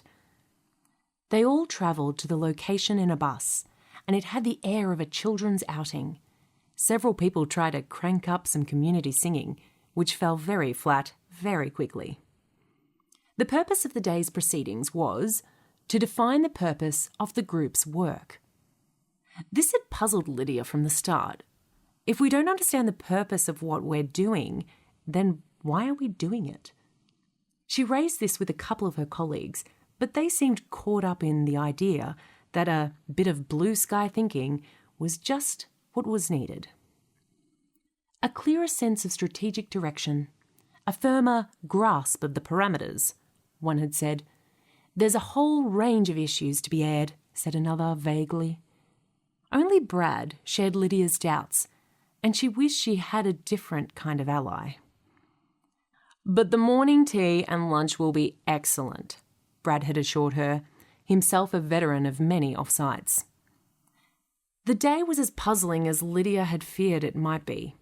Beatrice seemed to be mouthing platitudes, and people were locked in earnest discussion about meaning and purpose, matters that Lydia thought could be taken for granted, given the nature of their work and the fact that, back at the office, they were all busily engaged in actual concrete projects with as clear a purpose as Lydia could imagine. Beatrice had warned everyone that the chair will pop in. Sure enough, just before lunch, he swept into the conference room, whispered something to Beatrice, then turned to the group seated at tables arranged in a hollow square. Later, Lydia struggled to recall exactly what the chair had said, but it was along the lines of what a good thing it is to ponder the purpose of our work and thereby gain a clearer sense of direction. At one point, she did recall quite clearly he had said that what the organisation needed was good people, good young people. And then he was gone. The off-site was scheduled to end at 4. At 3:30, when it was clear that nothing definitive or imaginative was going to emerge, Beatrice declared that this had been a most productive and illuminating session, and that the group should use the remaining 30 minutes to try to articulate the key questions that remained unanswered. The group came up with 6. Top of the list, proposed by Brad of all people, was this one. What are we trying to achieve? Beatrice applauded that as incisive and challenging. On the return bus journey, Lydia was in despair. She had found herself unable to contribute anything useful and had frequently found herself wondering whether all the talk had really meant anything to anyone. Again, she wondered whether her view of the whole enterprise had been tarnished by Brad's initial briefing. She feared that she herself was becoming cynical. She was keen to continue with her street furniture project, but she was losing confidence in her colleagues' ability to grasp the value of it. On Monday morning, she ran into Brad in the lift going up for lunch. Brad was gazing at her with an amused air. So, the offsite. What did you think? Didn't I tell you? Tell me what? The lunch. Terrific, didn't you think? And the bickies for morning tea were right up to scratch. What more can you ask of an offsite? Progress? Lydia ventured. Ha!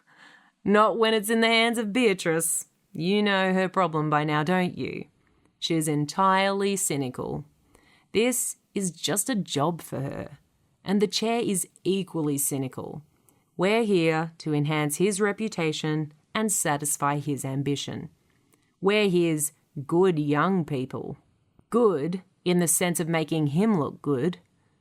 By the way, I saved this for you. It was in the Weekend Oz. Brad handed Lydia a newspaper cutting and walked off. It turned out to be an advertisement for an urban planning job in a regional city. Less money than she was earning now, but more heft. Within a month, Lydia had got the job and was gone, buoyed by the reassurances she had been given that the city councillors loved her ideas on street furniture and couldn't wait for her to get started. Brad wished her well and started to tell her something he'd picked up about corruption in the local government offices where she would be working. She held up her hand. No thanks, Brad. I'll be a blank slate this time. Suit yourself, Brad said. If it doesn't work out, Beatrice will welcome you back with open arms, you know. She's never looked as good as when you were doing her thinking for her. Oh, and I'll still be here. I have 14 years, 5 months and 11 days to early retirement, and some very generous super. When she looked back on her time working for the Urban Renewal Agency, Lydia often puzzled over Brad. If he was such a cynic, how come he was caring enough to show her that job vacancy? She reminded herself that no one is ever just one thing. Kindness and hope. The twin vaccines against cynicism. It's hard to know whether Charlie Mackesie's The Boy, the Mole, the Fox and the Horse is a book for kids or grown-ups. Mackesie himself says it's for people from 8 to 80 and confesses that he sometimes feels like both. That reminded me of the ancient Chinese wisdom of Mencius. The great man is the one who doesn't lose his child's heart. Sometimes the book seems quite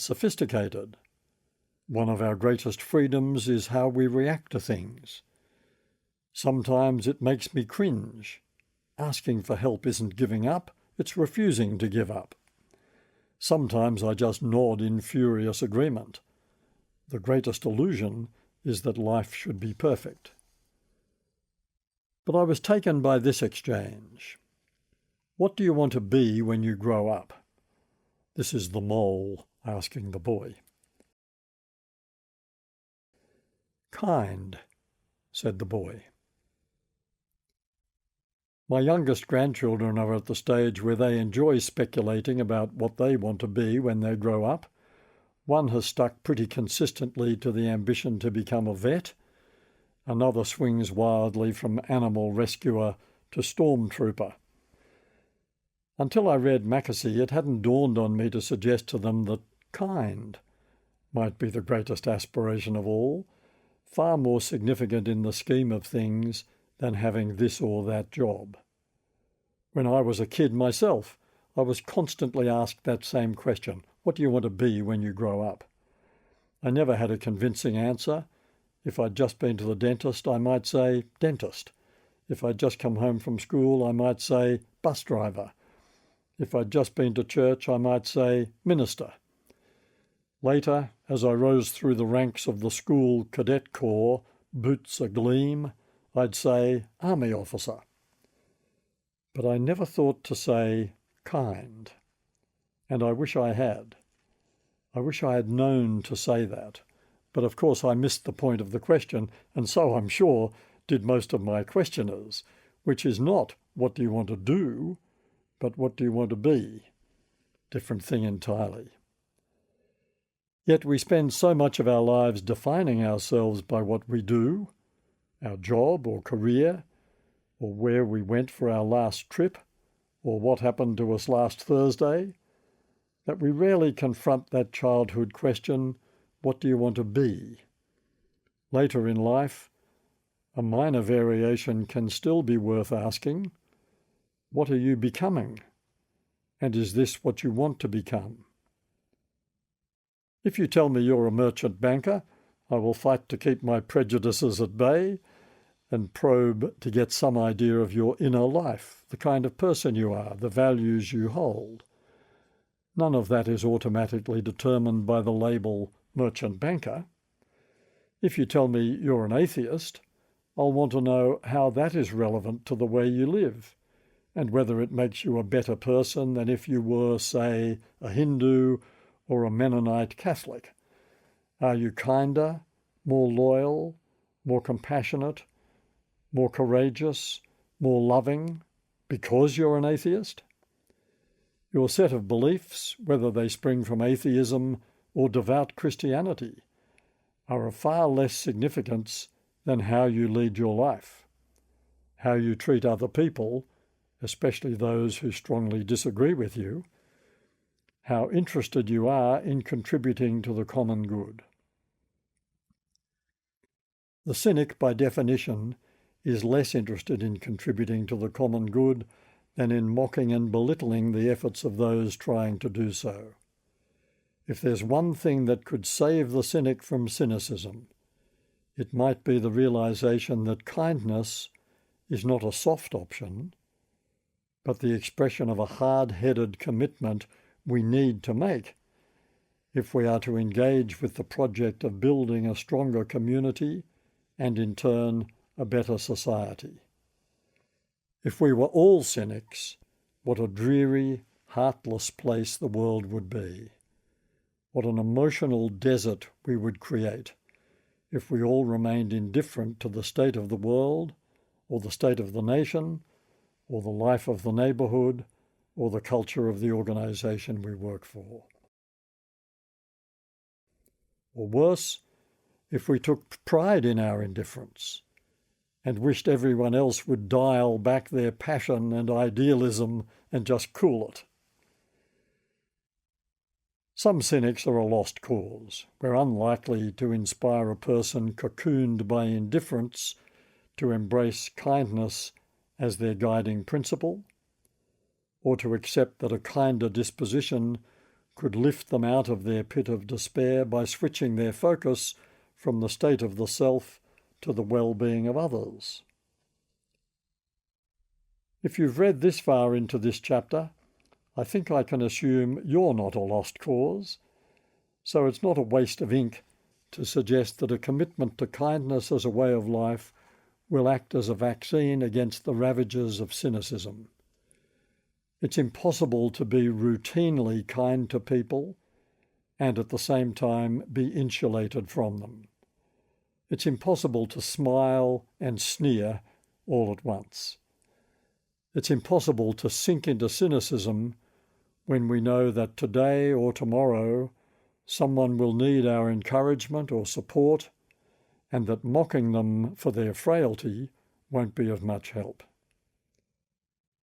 Creative tension can be generated by robust disagreements, respectful resistance to each other's ideas, and a willingness to argue over points of disagreement between us.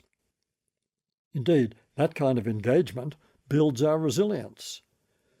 Conversely, a failure to engage with such contests will undermine our resilience, will reduce the prospect of renewal in a relationship or a society, and could be a worrying symptom of creeping indifference. Cynicism is a form of despair, and despair is the antithesis of hope. The cynic doesn't want the world's ills cured. The worse things become, the more the cynic's gloomy prognostications are confirmed. Bad news is therefore good news, and good news merely a temporary blip on the cynic's darkening horizon. As with kindness, I'm not naive enough to suggest that we can grab cynics by the collar and instill some hope into them by shouting, pleading, cajoling, ridiculing, or offering our clearly superior worldview. Cynics, like any of us, might change their minds quite unexpectedly at a moment when someone enters their life and inspires them, perhaps via love, with new possibilities or a more realistic point of view, or when some other disruption to their life shocks them out of indifference. Not all cynics are pessimists, but the correlation is pretty high. The pessimist says the glass is half empty, the optimist says the glass is half full, the realist says the glass is twice as big as it needs to be. Cynics may think of themselves as realists, but all they can see in the glorious trajectory of human history is misery, failure, corruption, pointlessness, and folly. And yes, there's plenty of all that, but it hasn't prevailed, or we wouldn't be here today, exploring ways we might do better from here on.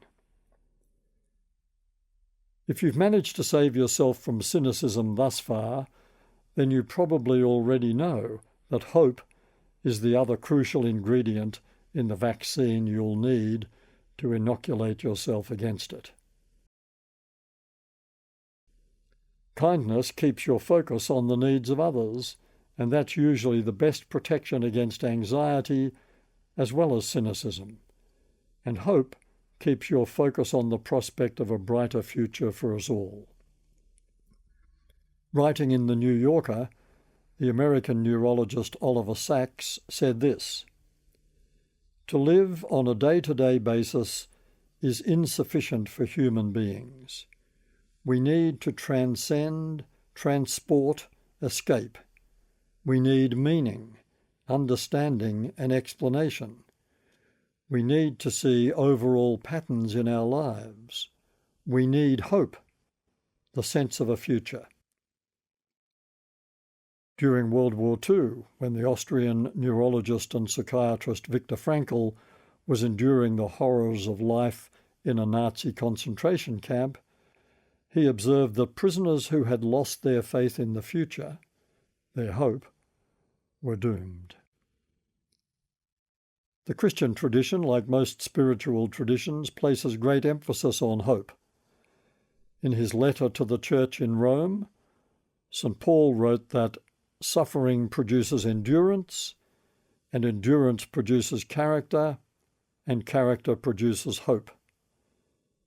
In another of his letters, Paul set out the famous Faith, Hope and Charity trilogy, more recently translated as Faith, Hope and Love, which you'll have heard read out at practically every wedding ceremony you've ever attended. Love works beautifully at weddings, but the original charity comes a bit closer to our idea of kindness. In fact, if you substitute kindness as the key word in that oft-quoted chapter of the Bible, 1 Corinthians 13, it reads rather like a manifesto for the kindness revolution, right from the first verse. If I speak in the tongues of mortals and of angels, but do not have love, I am a noisy gong or a clanging cymbal. That's a poetic way of reminding us that if we lack kindness, all our fine words are just so much hollow noise. Paul brackets faith, hope and love, kindness, together because those qualities are indeed the threefold pathway to mental and spiritual health. Faith in something greater than ourselves, hope for a better future, kindness towards others. It's a magic formula that has endured. The most secular of contemporary psychologists will come up with minor variations on that same trio as the safest prescription for maintaining our sanity by enriching our sense of meaning and purpose. Needless to say, Shakespeare understood the power of hope. True hope is swift and flies with swallows' wings.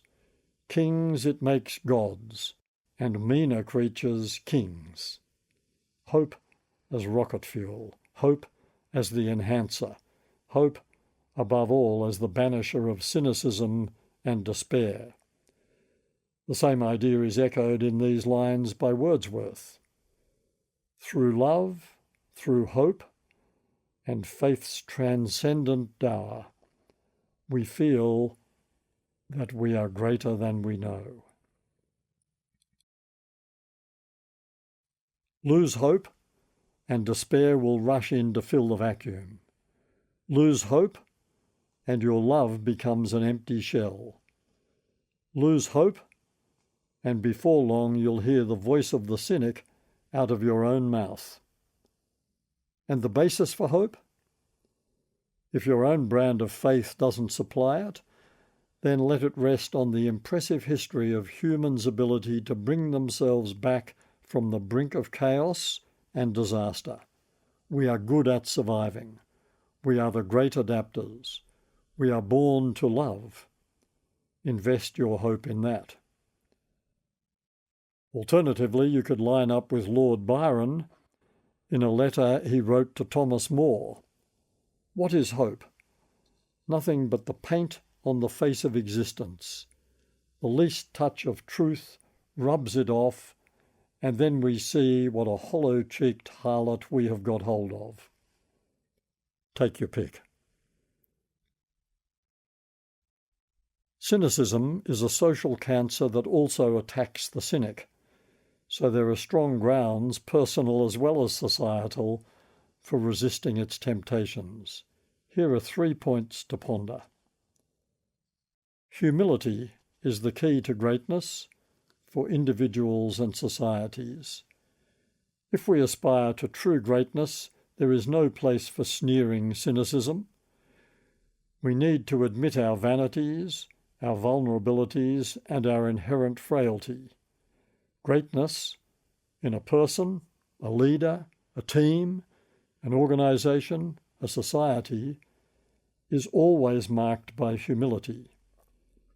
Humility is the greatest human virtue because qualities like courage, compassion, integrity, restraint, tolerance, and resilience flow from it. The famous tall poppy syndrome is an attack not on greatness, but on arrogance. Mock humility is the worst form of cynicism. Because it is a sham, no matter how well practiced, it's always ultimately exposed, and then it simply looks ridiculous. Kindness drives out arrogance. The common byproduct of cynicism is arrogance, and that has been the undoing of prime ministers, sporting heroes, leaders in commerce and industry, cultural icons, school principals, brilliant academics, and assorted geniuses. Kindness keeps our focus on the needs of others, and that's like a vaccine, protecting us from the hazards of self-absorption, especially arrogance. All of us have good reason to be humble. That's worth remembering when the twin lures of cynicism and indifference attract us. To be indifferent to society's woes is to add to them. The last thing we need is indifferent citizens, indifferent neighbours, indifferent colleagues. To be cynical is to be self-absorbed and self-protective. And how does that serve the common good? Chapter 5. How Institutions Hold Us Together. Like any construction project, society needs its scaffolding for stability and protection. When disaster strikes, whether a pandemic, fire, cyclone or flood, or a more personal trauma like a bereavement, bankruptcy, retrenchment, sudden illness or relationship breakdown, it's tempting to feel as if life has been derailed, as if this is somehow not right, as if we should have been able to do something to avert it. At such times, the seductive fantasy that we are meant to live in a haven of tranquility and prosperity may be replaced by the equally unhelpful thought that if there are any fates, then they are unkind, and if there aren't any, then we are the victims of mere happenstance or cosmic caprice. In fact, life is not as accidental as it sometimes appears, though since a surprising number of pregnancies, especially first pregnancies, are unplanned, life itself began as an accident for many of us. Nor are we as free as we sometimes fondly imagine. Our capacities are ultimately determined for us by our DNA, and we are all subject to the limitations of human biology. We can't fly like birds, for instance, no matter how much we might wish we could, or how often we might manage it in dreams. We can't swim like fish or run like cheetahs. We can't time travel. We can't make ourselves invisible. We're only human after all. The limitations imposed on us by our genetic inheritance, height, sex, cognitive capacity, certain aptitudes, are largely beyond our control. Yet one of our characteristics as humans has always been that we impose other limitations on ourselves quite voluntarily to ensure that our communities, our societies, will endure and that they will function in as orderly and harmonious a way as possible. Although we often feel ourselves to be independent, we know that in practice we are all interdependent. We utterly rely on families, neighbourhoods, schools, faith communities, workplaces, assorted clubs and associations and other groups to sustain and nurture us and to give us the all-important sense of belonging that helps to define who we are and how we fit into society. And we rely on others to help us out of trouble. Who wouldn't call on their neighbours in an emergency or seek legal or medical advice when they are confronted by problems they can't solve on their own? There's nothing like a health crisis to remind us of how dependent we are on others. Indeed, our healthcare professionals, like most professional and tradespeople, and emergency services such as fire, ambulance and police, operate as society's breakdown gangs, constantly on standby to offer help when matters ranging from a toothache to a flooded basement are beyond our personal control. Given our great need of each other, it's hardly surprising that throughout our history we have looked for ways to formalise some of the arrangements that help ensure a well-functioning, harmonious society. It would be nice to think that our capacity for kindness, coupled with a well-developed sense of fairness and justice, would be enough to maintain social harmony and ensure everyone's commitment to the common good. But we know that having the capacity for kindness doesn't guarantee that we will always act kindly, just as having a disposition towards goodness doesn't guarantee that we will always do the right thing by others. Even a conscious desire to be kind and good is sometimes overwhelmed by the desire to please ourselves. The ego can be a powerful adversary in the struggle to create a kinder world. And that's where institutions and conventions, moral, social, cultural, and legal, come in.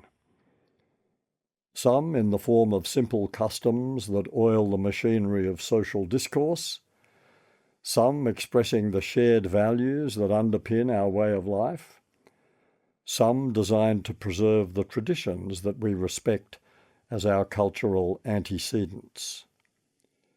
We create political institutions to pass laws that we hope will promote social harmony, equality, justice, fairness, prosperity and security, both personal and national. We create legal institutions to protect us by upholding and enforcing those laws and to safeguard the electoral process.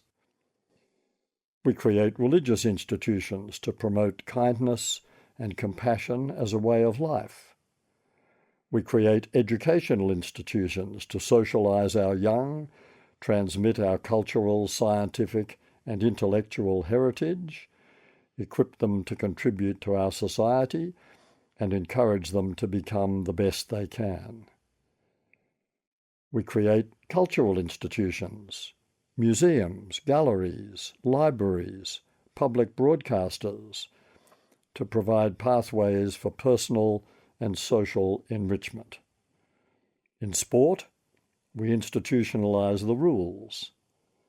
Some business and professional groups institutionalize their codes of conduct. We are also bound by softer institutions, conventions, like table manners, or the way we greet each other when we meet. Such conventions are so implicit in our daily lives that their cultural significance barely registers with us most of the time. "Oh, I couldn't consider marrying him," said Jocelyn to a friend who had inquired how her new romance was going. "Too right-wing?"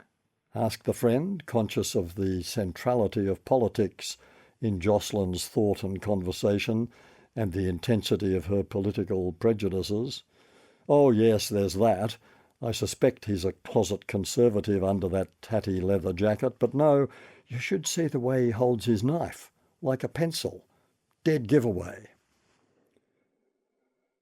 Is it conceivable that a person would judge another by the way they hold their knife?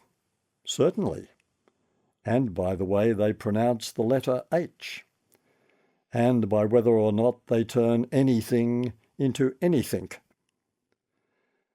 At some primitive level, we rely quite heavily on apparently trivial cues to assess our level of affinity with each other and to establish whether we come from the same social tribe. Indeed, the making of such judgments is itself a convention. We all do it, though our prejudices, being shaped by our upbringing, differ widely from person to person. Depending on your point of view, a plummy accent or flat nasal vowels can equally be described as a dead giveaway. Social conventions hardly qualify as institutions on the grand scale of more concrete expressions of our culture like parliaments, universities and schools, hospitals, law courts, or places of worship. Yet, to borrow the metaphor Russian psychologist Lev Vygotsky used for describing a teacher's role in the psychological development of a child, all conventions, including institutions, are rather like scaffolding around the project of building and maintaining a society.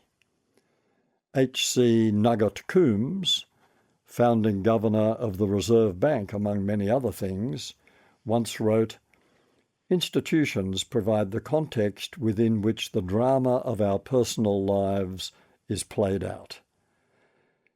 Institutions are not the core of our society. They are not the stuff of life. That's our person-to-person relationships. They are simply its framework. Like scaffolding, they help to keep us safe while we get on with our lives. Shortly before he died, the conservative British philosopher Roger Scruton wrote, "We thrive on disagreement, but only if we do not also feel threatened by it. In every period of history, therefore, there have been opinions and customs that are dangerous to question, since they provide the firm foundations on which our disagreements rest. Whether religious or political, these established ways of thinking and acting have been protected by law and embedded in the educational curriculum and the daily customs of the people." Scruton bemoaned the erosion of respect for customs, conventions, and institutions, and in particular Britain's loss of a shared religion as a core of its social conventions. Though his attitudes were widely regarded as reactionary, his central point was valid. For any society to function effectively, there must be some shared values, attitudes, and beliefs expressed in its institutions and social conventions, or a fragmented individualism would eventually undermine social cohesion to the point of anarchy. The argument, of course, is over which values might continue to be shared, might endure as common ground during periods of radical social change and upheaval. We normally think of scaffolding as something that can be removed when a construction project is complete. In the case of a society, the project is never complete. Societies are like organisms that are constantly evolving and maturing, decaying and reviving, reforming and rejuvenating. So the need for the protection of institutional scaffolding never ends, as long as we continue to fall short of perfection. Conventions are not themselves immutable. Australia's constitution can be changed by referendum, though our respect for it inhibits us from fiddling with it. We have a proud history of saying no to all but the most pressingly reasonable claims for change. Laws can be changed by acts of Parliament. Sporting codes can agree to modify their rules. Religious doctrines can evolve in the light of new knowledge or insight. The subtleties of social etiquette can change over time. And there's one social convention that keeps changing. Language is the most basic convention of all. Because we are social beings, herd animals, we've always needed to communicate with each other. We can do that through eye contact, eyebrow movements, grunts, laughter, tears, sighs, smiles and frowns, through touch, whether affectionate or hostile, formal or informal, through posture, gestures and other subtleties of so-called body language. All those things are culturally conditioned. A shake of the head can mean agreement in one culture and disagreement in another. Baring your teeth at someone might be interpreted as a smile or a snarl.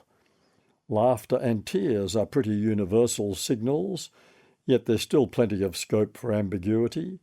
Laughter can be cruel and ironic, as well as expressing pleasure, excitement, or amusement, and there are tears of joy as well as grief. As usual, context is everything. At some point in human evolution, no one knows when, we developed the capacity for language. In The Language Instinct, the Canadian-American linguist Steven Pinker argues that language is an evolutionary adaptation like the eye, designed to carry out important functions. Central to those functions, of course, is the ability to communicate with more nuance and subtlety than we can manage with grunts, smiles, frowns, and gestures. Pinker sees language as a distinct piece of the biological makeup of our brains, rather than a cultural artifact that we learn in the same way as we learn to tell the time or read the sky for signs of approaching weather. Pinker is talking about hardware, the capacity for producing and processing language itself is obviously part of our biological makeup. We need vocal cords to be able to speak, for instance, and a particular kind of brain to formulate and interpret words. But our creation of software, in the form of distinct national, tribal, and regional languages, is clearly a cultural artifact.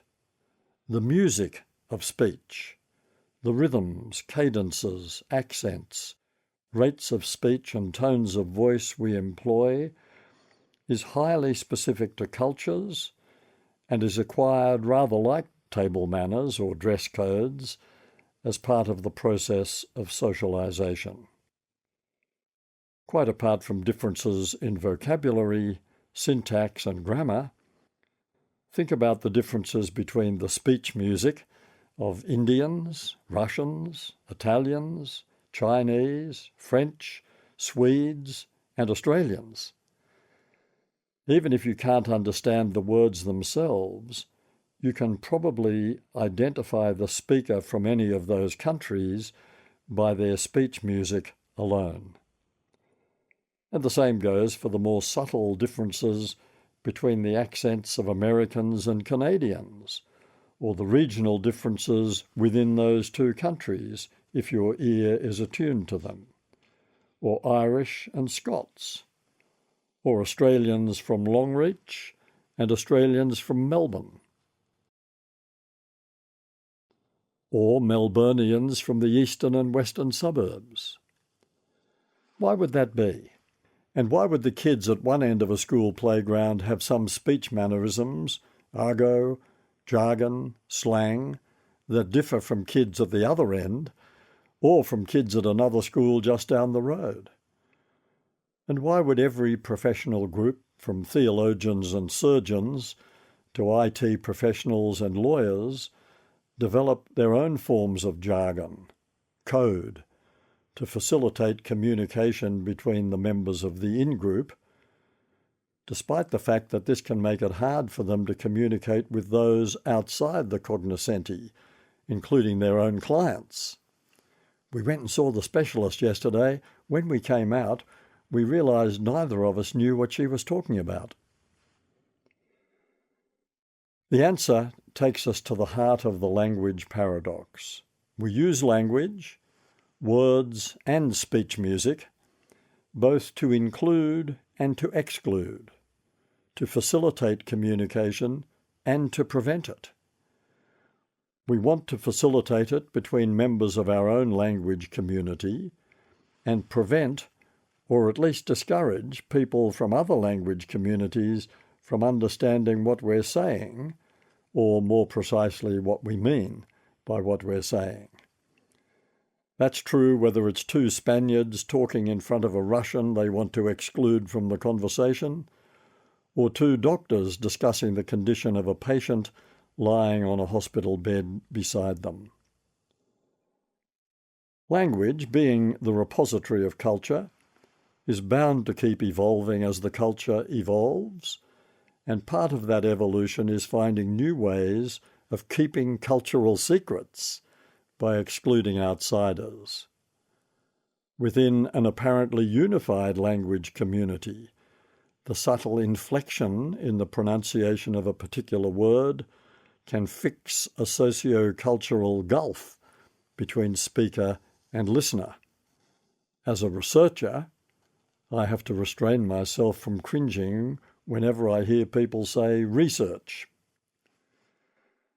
The Franco-American philosopher, writer, and educator George Steiner notes in After Babel that accent is worn like a coat of arms,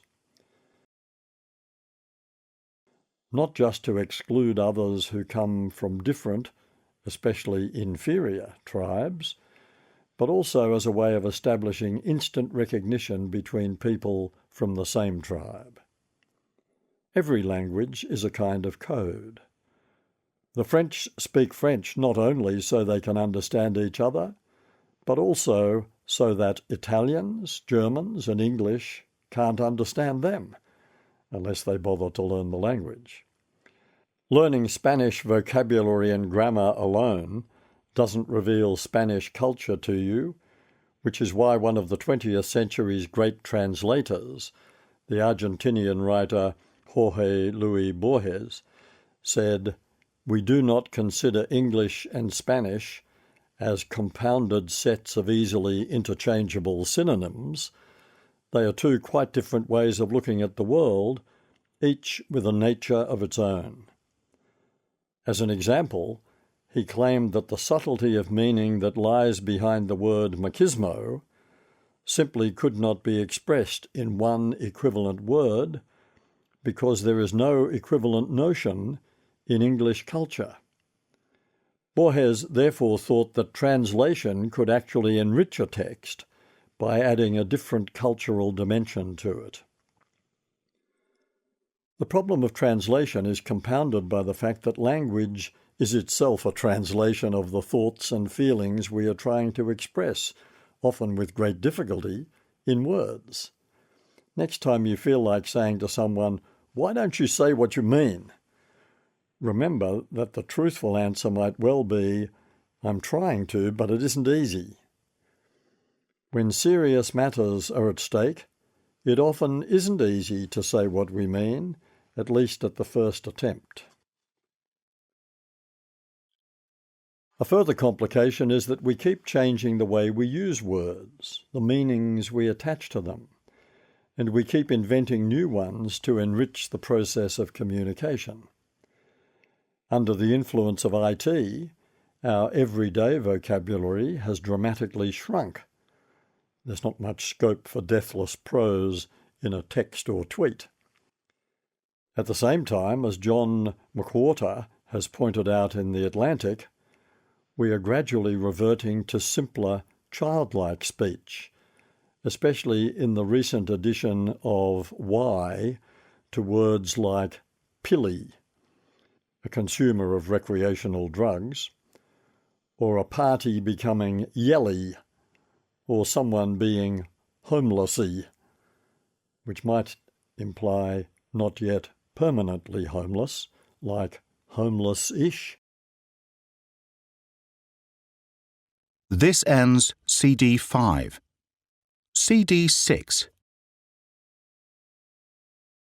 Money printer go brrr is intended to convey the gist of quantitative easing in monetary policy, and my bad adapts the new childishness to an apology. As playground talk spreads, people have become peeps in some places, as in, "I'll just check with the marketing peeps." Next stop, peep, singular, just to keep etymologists on their toes. The trend is leading us to omit words we might once have thought quite useful in a sentence. "I believe in climate change because science" is an idiom that also appears in the title of Canadian linguist Gretchen McCulloch's book, Because Internet. The legitimate defence of all this is that language is a living thing, an ever-changing medium of expression, and the only thing that matters is that we should clearly express our meaning so others can understand what we're driving at. I guess I believe in climate change because science does that, but will it work for future generations? Don't grammar and syntax, what they, you may ask, have a role in ensuring that future readers will know what we meant back in 2021? Aren't they valuable social conventions too, at least when it comes to the written word, or at least when it comes to the written word in more or less permanent form? No wonder dictionary makers have such a hard time keeping up. We don't, after all, find the meaning of a word in a dictionary. We simply find out how people have used words in the past. Think of a dictionary as being rather like a museum of meanings. Think of what's happened to words you grew up with, like gay, random, or virtual. We might be a global village online, but geopolitically and culturally, we are as tightly bordered as ever, and language is the most impenetrable of those borders.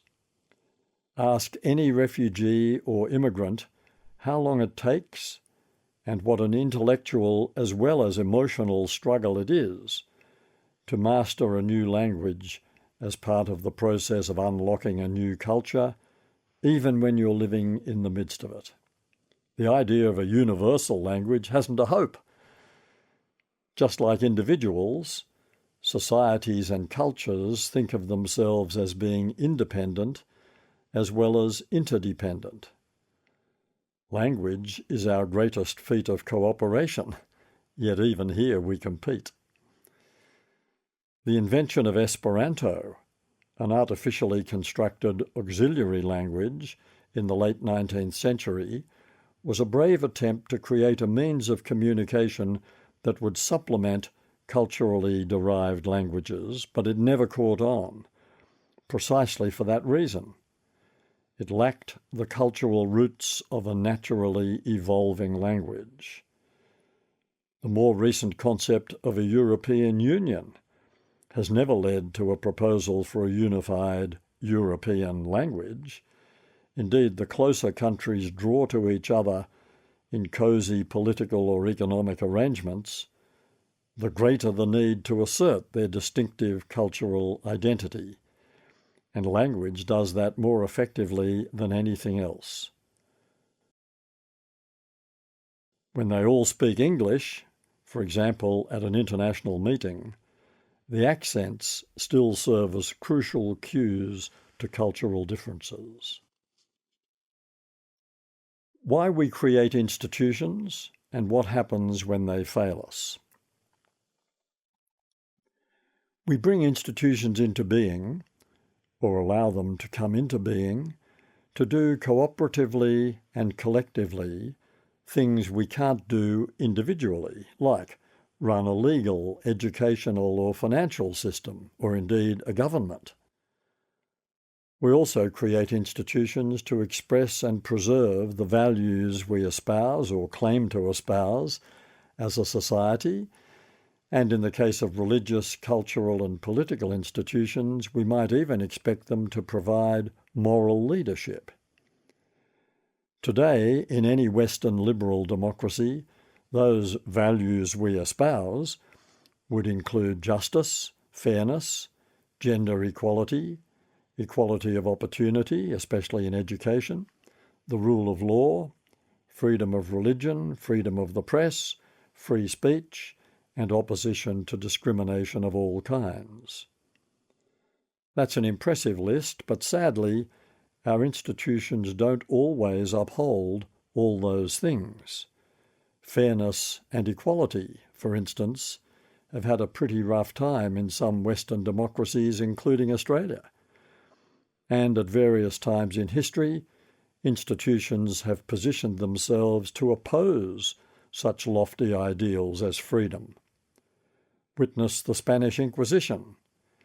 Henry VIII and Thomas Cromwell's dissolution of the monasteries of England, Wales and Ireland, Nazi Germany's institutionalised mass murder of Jews, Poles, Romani and others, and more recently, US military actions in the notorious prisons of Abu Ghraib in Iraq and Guantanamo Bay in Cuba, apparently on the basis that for prisoners captured in the war on terror, the Geneva Conventions did not apply since this was not a conventional war. Throughout history and across the globe, law enforcement has occasionally been tarnished by the corruption or brutality of police officers, prison guards, or intelligence agents.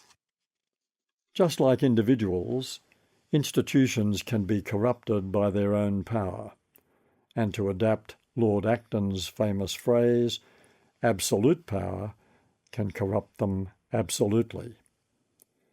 Back in 1961, outgoing US President and former Army General Dwight Eisenhower warned the American people about the growing influence of the military-industrial complex, which he saw as an institution being corrupted by its own power. In a healthy parliamentary democracy, institutions should feel to us as if they are our representatives, our facilitators, our servants rather than our rulers or exploiters. This is why the institution of an impartial, apolitical public service is such a crucial part of the ideal cultural scaffolding for societies like ours. And it's why our disappointment in institutions is so bitter whenever they behave as if they have forgotten the social license under which they are operating. When members of a parliament act as if they, rather than we, own that institution and trash its conventions by unparliamentary, childish, offensive, corrupt behaviour, we are disgusted, and our respect for them declines. When banks appear to forget that they exist only to serve the society that gave them a banking licence, for example by colluding to manipulate the bank bill swap rate, or by being complicit in the laundering of the proceeds of crime, or by shamelessly exploiting their customers, we become mistrustful of them and suspicious of their motives. When professional sporting bodies and players seem to be driven more by commercial imperatives than by the spirit of the game, we become understandably sceptical. When universities, the professions, or news media appear to be unduly influenced by commercial motives, we question their integrity. When religious institutions place their own interests ahead of the interests of the society they are supposed to serve, for example, by ignoring or covering up cases of sexual abuse, or seeking unfair tax or other financial advantages, or seeming more concerned with doctrine and self-preservation than with charity and service, those who had trusted them are not simply disappointed, they are outraged. Integrity, transparency, accountability. These are the three qualities we expect of any institution sanctioned by our society. Yes, in the case of commercial institutions like banks, we acknowledge that they need to make a reasonable profit in order to remain viable, but when the profit becomes unreasonable, we are understandably wary and feel justified in demanding transparent explanations. When an international organisation generates a significant profit from its Australian operations, we expect it to be accountable to Australian regulatory authorities and to pay appropriate taxes in Australia. When a private school or any non-government institution receives money from the public purse, we expect to be told exactly how it has been spent and indeed whether it was really needed. When already wealthy private schools receive public funding, that's a reasonable issue to raise. Integrity, transparency, accountability. When institutions seem to have retreated from these standards, our natural response is to look elsewhere. Yet we humans are notoriously inert when it comes to initiating change. We can be dissatisfied for years with our bank, yet stick with it. We can be appalled by the behaviour of an institutional church, but keep attending a local church of the same denomination. We can despair of the standard of news or current affairs reporting from a particular news organisation, but keep habitually buying its newspaper, watching its TV channel, or accessing its online platform. But sometimes we feel as if we've been pushed too far. When disillusionment sets in, we shrug off our natural inertia and start contemplating ways of disengaging from an institution that seems to have lost its legitimacy. For a complex set of reasons, trade union membership has steadily fallen, and many workers have resorted to individual contracts negotiated directly with employers. Newspaper sales are in long-term decline as people migrate to online news sources and indeed to social media for their news, or at least their conspiracy theories. Church attendance is declining, but the house church movement is gaining momentum. Political party membership is at an all-time low, and voters are increasingly prepared to swing or to consider switching their vote to minor parties or independent candidates, and even to debate alternatives to the present parliamentary system. Customers of the major retail banks are now starting to ponder the appeal of smaller regional, community or online banks, or non-bank alternatives like credit unions or other cooperatives. Old-style friendly societies could make a modest comeback. The transition of AMP in the other direction, from a once great mutual society to a fully corporatised public company serving the interests of its shareholders, has been a salutary lesson in the degeneration of a corporate culture that ultimately led to accusations of criminal behaviour in the 2018 Royal Commission into misconduct in the financial services industry. Disappointment and disillusionment can easily morph into disenchantment and anger. That's when an institution becomes the target of protests and riots, from Hong Kongers' demonstrations against China's growing influence over Hong Kong's parliament, to the protests that erupted in the United States, then globally, over the Minneapolis police murder of a black man, George Floyd, and quickly escalated into a nationwide protest against the general treatment of African Americans, Black Lives Matter, and other inequalities and perceived injustices in the very fabric of American society. In that case, the situation was complicated by the violence, arson, and looting widely attributed to extremists who were simultaneously responding to their own hate-filled agendas and trying to discredit the peaceful protesters. When the focus of disenchantment and anger broadens to embrace global issues like war, nuclear disarmament, species extinction or climate change, the process will typically spawn new social movements, some of which may morph into formal institutions. World War I led to the establishment of the League of Nations, World War II to the United Nations. In the 1960s, it was the Campaign for Nuclear Disarmament.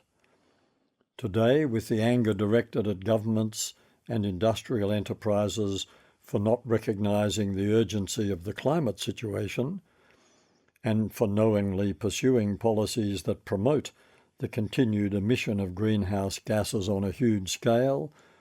It's the militant Extinction Rebellion, or Australia's independently constituted Commission for the Human Future.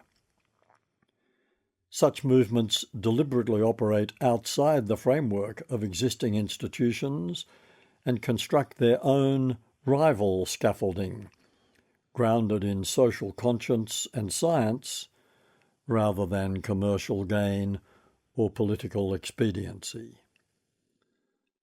Ultimately, no institution, from a court to a church, from a school to a broadcaster, is safe from scrutiny by the people it is supposed to serve, nor should it be. They are the people who gave it its license to operate, the people who relied on the integrity of its scaffolding to support and protect their society and uphold its values. Institutions are supposed to minimise instability, not add to it. Institutional arrogance is as dangerous as any other kind. Online institutions? In the past 15 years, since the advent of Facebook, social media platforms have burgeoned to the point where they occupy a significant place in the daily routines of most people. In Australia, there are more than 15 million Facebook users out of a population of 25 million. The question is, have social media become part of society's scaffolding? Are they starting to fulfil or challenge the functions of traditional institutions, expressing and preserving a society's core values, allowing us to do collectively and cooperatively what we can't do individually, supporting our way of life, offering moral or cultural leadership?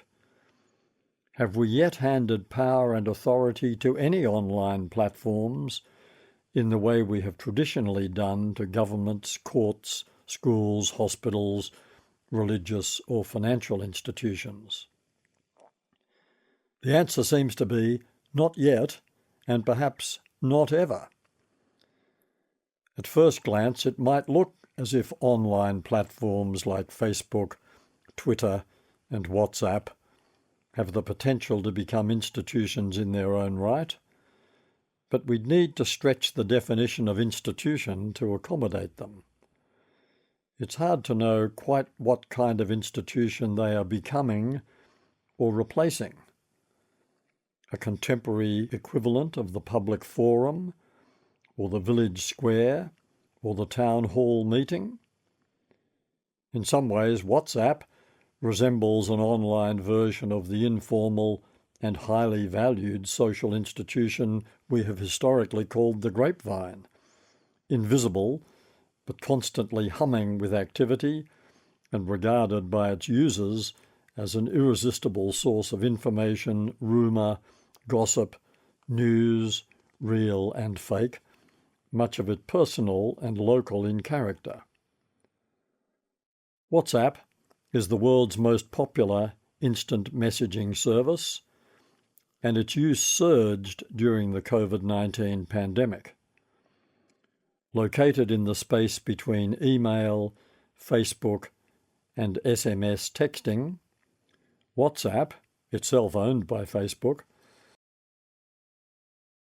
allows texts, links, photos, and conversation to be exchanged between individuals and shared within groups. During the pandemic, the British political and sociological writer William Davies observed that WhatsApp had become a prime conduit through which waves of news, memes, and mass anxiety travelled.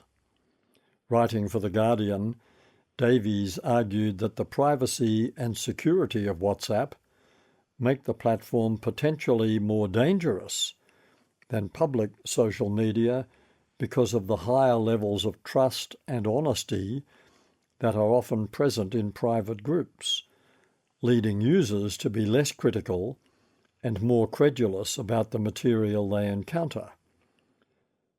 As an example, he cites many families' use of WhatsApp during the pandemic for the circulation of unofficial medical advice that seemed to gain credibility for having been circulated within the family, even when it turned out to be patently wrong or misleading.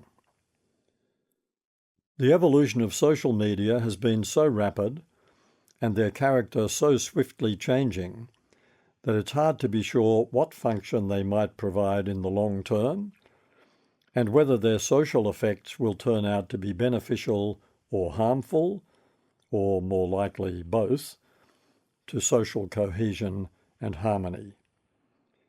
Facebook was initially hailed as a symbol of the global village, and Mark Zuckerberg as a potential folk hero in the mould of Tim Berners-Lee, the inventor of the World Wide Web, who insisted that it be an open system freely accessible to everyone.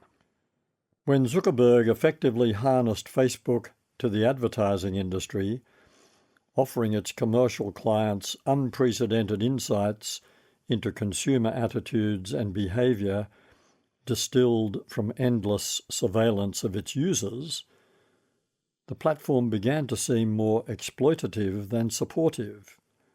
At best, it may now be regarded as the equivalent of a commercial TV channel where the users themselves provide the program content, including news, and advertisers are able to target their messages to particular audiences with extraordinary precision.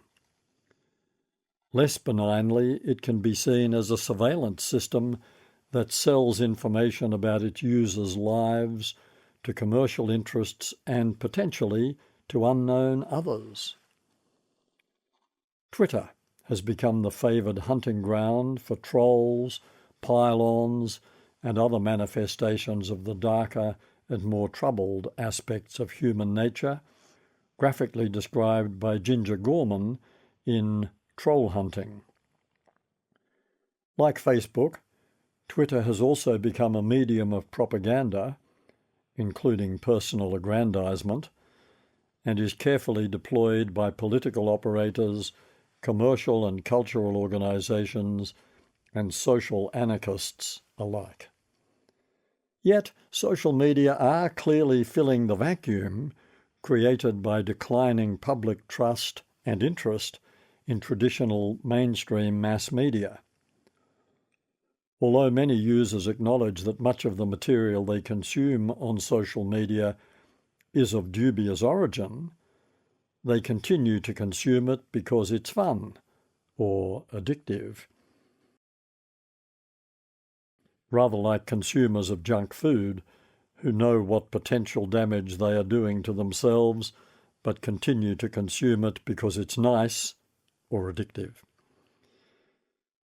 William Davies worries that WhatsApp supports communications on the margin of institutions and public discussion, and he fears that under the influence of the hidden activities of assorted manipulators, WhatsApp might foment gossip, secret plotting, and the circulation of rumours that fuel distrust, alienation, and conspiracy theories, and in turn chip away at the institutions that are holding us together. He also fears that social media platforms like WhatsApp will contribute to the decline in public respect for experts, specialists, officials, and politicians, as more people come to regard their own private sources of authority as a reference point for judging whatever experts might say. The idea of social media having the purity and simplicity of the people's medium is classic fantasy stuff. The reality is far murkier. It's more realistic to regard social media as no more than the servants of existing institutions, both legitimate and otherwise, rather than potential institutions in their own right. yet they are certainly a rich source of new and emerging social conventions.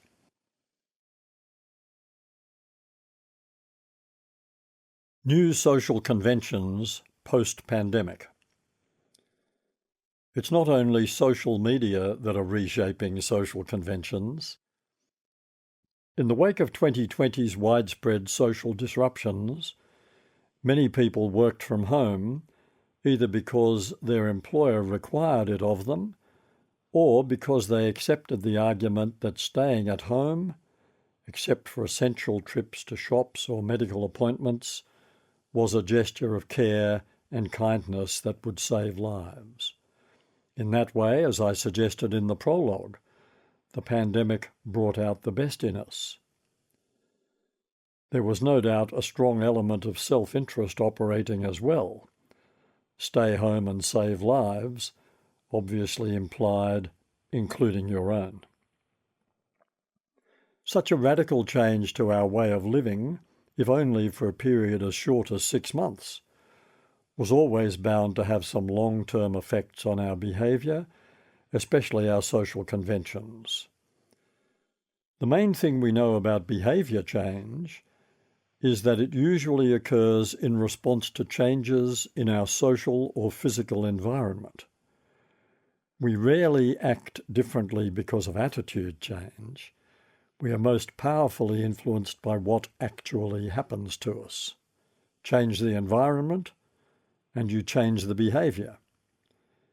You don't discourage people from smoking or drink driving or doing other destructive or antisocial things by pleading with them to behave differently.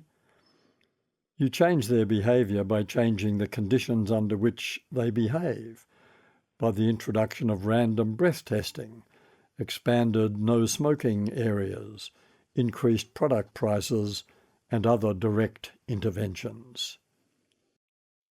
In response to the pandemic, 2020 became a mass experiment in behaviour change, and the questions social scientists were asking themselves were, how many of these changes will stick? Will we become a little less enthusiastic about hugging and kissing everyone? That's a relatively recent phenomenon in Australia, and many of us are still taken aback when a person we've kissed on one cheek then proffers the other one. Will we shake hands less often and perhaps borrow a modified version of the Japanese bow? Will we be less inclined to use public transport? Or will public transport operators offer smaller vehicles and more frequent services to minimise the risk of overcrowding?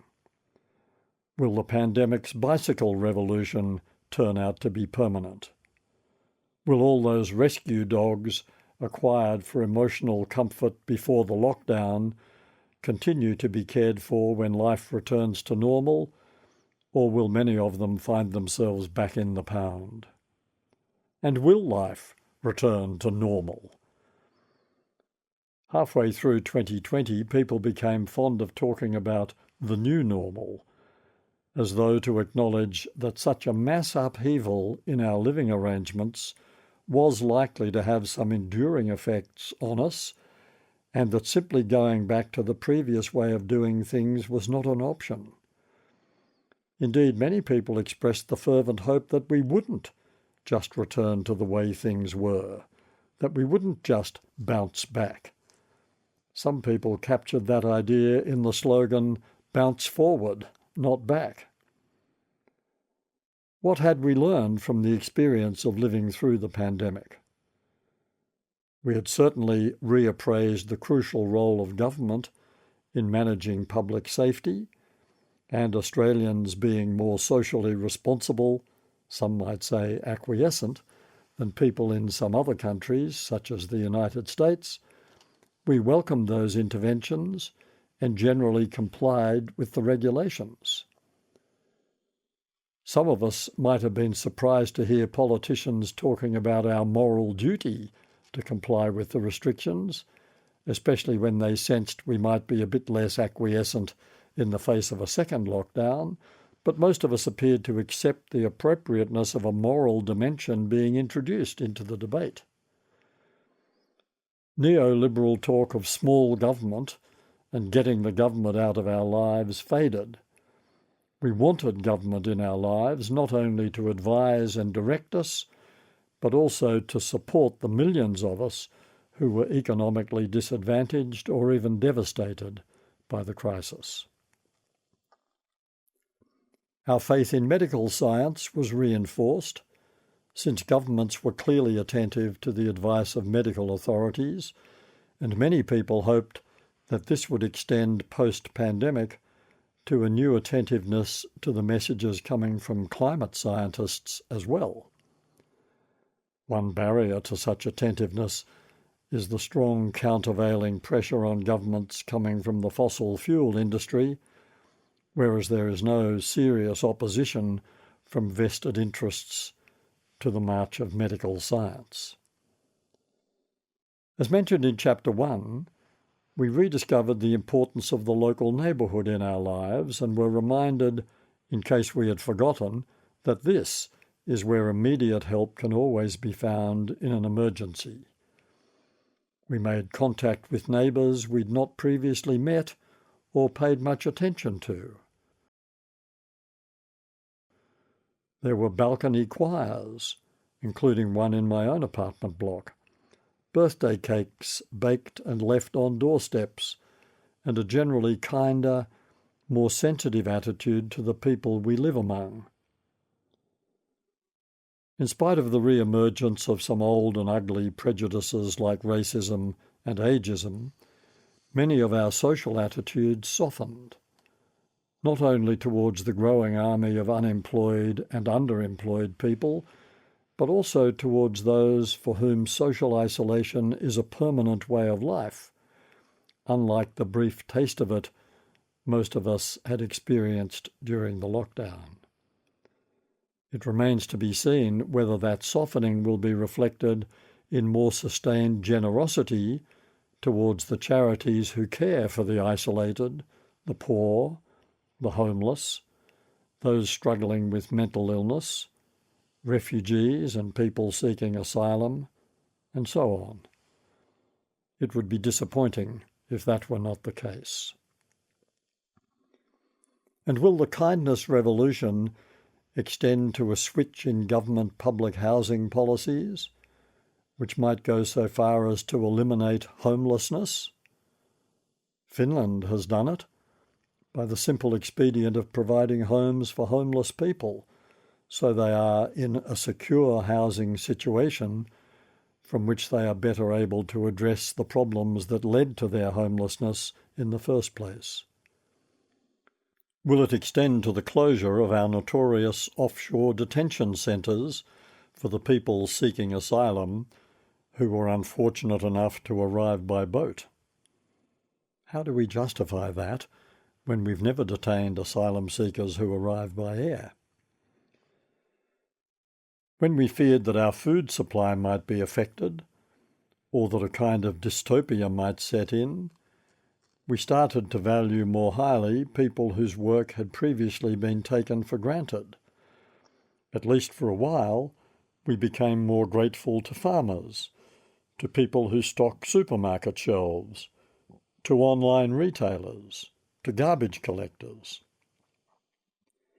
Our attitudes to non-essential travel were radically changed by the experience of COVID-19, particularly by the realization that international travel is a super efficient way of carting dangerous bugs around the globe.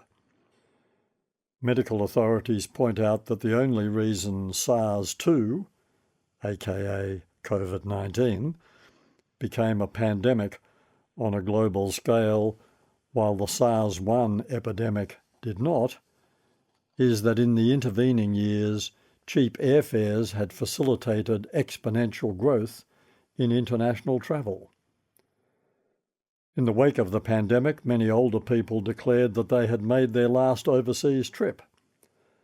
The social convention that travel is good had been challenged.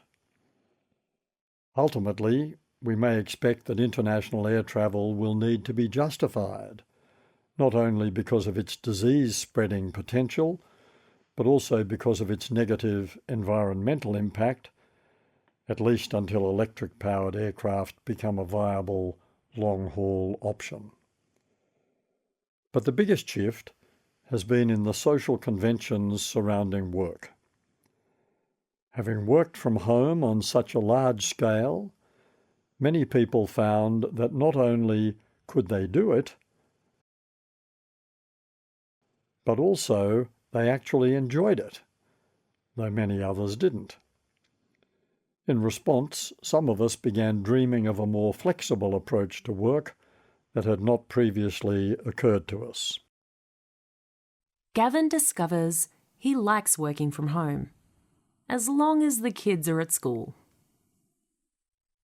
When the boss announced that we would be closing the office and all working from home, my first reaction was quite positive. I thought, okay, I can probably do this, since most of my work is online or over the phone, and the boss had told us we'd be having regular check-ins via Zoom.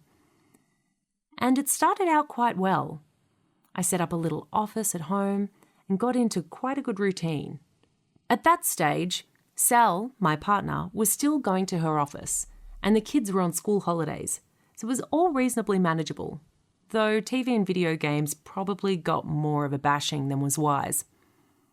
Sal's mother came over occasionally to help out, or I sometimes dropped the kids off at her place. Then it all changed. Sal was told she had to work from home as well, and we learned the schools would not be opening at the end of the holidays. It also became clear that we couldn't expect Sal's mum to help out, because she had to be socially isolated too. To be frank, those next weeks were a nightmare. There we were, trying to supervise the kids' schoolwork while doing our own jobs and running the household as best we could. Chaos? That doesn't begin to describe it. At one point, Sal said to me, "I always knew there was a good reason why I didn't become a school teacher." We certainly developed a very different attitude to teachers. They suddenly looked like heroes to us. They are heroes. If they want more pay, give it to them. We developed a sort of system, but it was pretty flexible. The theory was that for 1 week, I would supervise the kids in the morning and Sal would take the afternoon shift. Then we'd switch the next week. It wasn't great, to be honest. I heard some parents on TV saying how it had brought them closer to their kids, and the kids were doing better at their schoolwork because of all the one-to-one attention they were getting. All I can say is, it wasn't like that at our place. Anyway, the schools finally reopened, and for the first time, Sal and I were at home by ourselves with separate working areas, and it all started to gel. I'm sure I was more productive than I normally was. Everything was a bit more efficient and focused, and when we had phone calls or Zoom meetings with people from work, we tended to stick to the point more than we might have in a normal meeting. Of course, I miss those corridor chats that break up the day at work, and I missed having coffee breaks or a drink after work with some of the people I work with. Funny thing, I was starting to miss some of the people who annoyed me at work. But the biggest thing was the lack of commuting. Normally, I drive through peak hour traffic for about half an hour, park the car, and then spend another half hour on the train into the city. That's 2 hours a day of travelling time I suddenly gained. It was incredible. Life became much less stressful. I just felt more relaxed about everything. When there was a tight deadline at work, I knew I'd be able to meet it. Anyway, when the lockdown was over and we were theoretically able to return to the normal routine, I spoke to the boss about a more flexible arrangement. I had proved I was capable of doing the work from home, so that wasn't an issue. We quickly came to an agreement that I would work from home on 2 days, unless I was needed for something, of course, and came in at lunchtime on the other 3 days, which meant I was entirely free of the morning peak hassle, and I could use my lunch break as travel time. So I think I'm actually putting in more hours in total. So far, so good. A few other people are doing the same sort of thing, And it works well enough because ours is a small office, so it's easy for the boss to keep track of where everyone is. And we all have to be there for the weekly staff meeting. I can see it would be trickier in a bigger outfit, but a mate of mine says his office has switched to hot desking because people are coming and going more flexibly than we are. It's funny, I'm not as attached to the workplace as I was. I really like knowing that I have the alternative, the flexibility. As a society, we had talked for years about the benefits of creating more flexible working arrangements for office workers, in particular, by encouraging people to work from home for at least part of the week. But nothing much had come of it until the pandemic nudged us in the direction of new patterns of behaviour. Office workers is an important qualification. Clearly, there are many people whose occupation requires them to go to work. You can't build a house via Zoom, or run a production line, or teach a class of children, or care for the sick or elderly. As office workers entertain the idea of more flexible working arrangements, we need to be careful not to create yet another class division between the flexibles and the inflexibles when it comes to work practices. As is so often the case, the question is about privilege and how we compensate those who suffer from the lack of it. The shift to more flexible working arrangements has by no means revolutionised the workplace or the peak hour, but the gradual changes taking place as a result of the pandemic point to the possibility of further changes to come. If the social convention pre-pandemic was that office workers, with very few exceptions, felt they had to travel to and from their workplace at the same time, then that's a convention that is clearly under challenge, as is the convention that you have to go to work to get the work done, or always gather in the same place in order to have a productive meeting.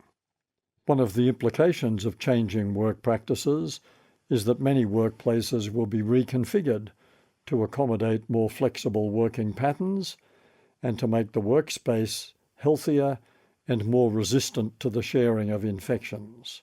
For a start, hand sanitizers will be mandatory office equipment, and workstations will be rearranged to place more distance between workers. We may yet see the gradual return of individual offices, replacing the still fashionable but highly infection-prone open plan. The design and layout of many homes will change too, with more emphasis on the provision of serious home office space, either in the form of a dedicated room or a piece of furniture rather like an expanded version of the old writing bureau, where an office in a cupboard can be opened when it's in use and closed the rest of the time.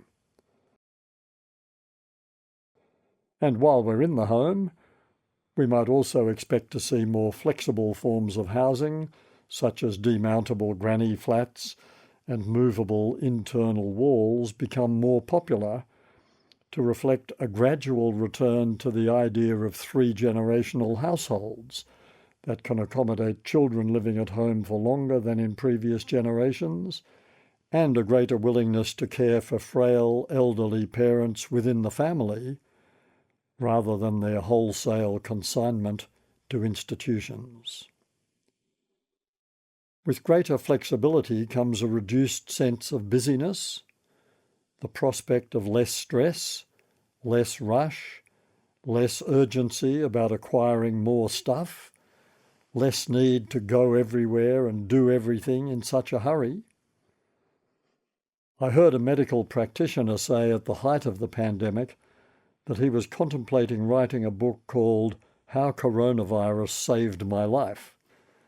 The implication being that thanks to the big increase in telehealth appointments and a general reduction in workload, he was able to get back to the gym more regularly, read all the books in the pile by his bed, practice his clarinet, and generally lead a more ordered, less stressful life, though his drop in income would obviously have become a problem if the situation had gone on for too long.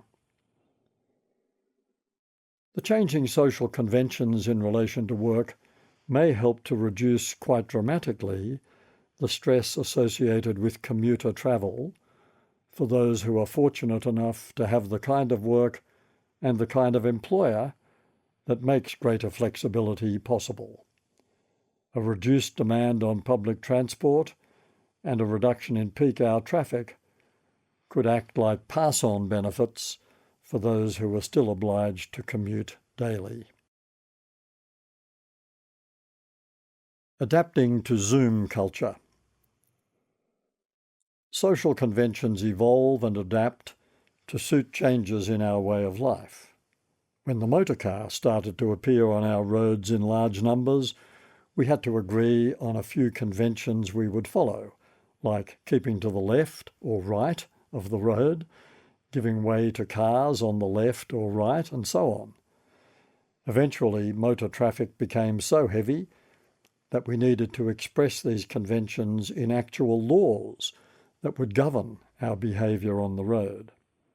Even then, we couldn't agree on internationally accepted road rules, and different cultures show different levels of respect for the rules.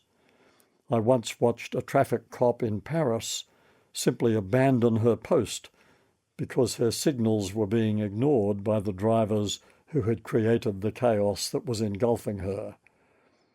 She walked away nonchalantly, resigned, I thought, rather than angry.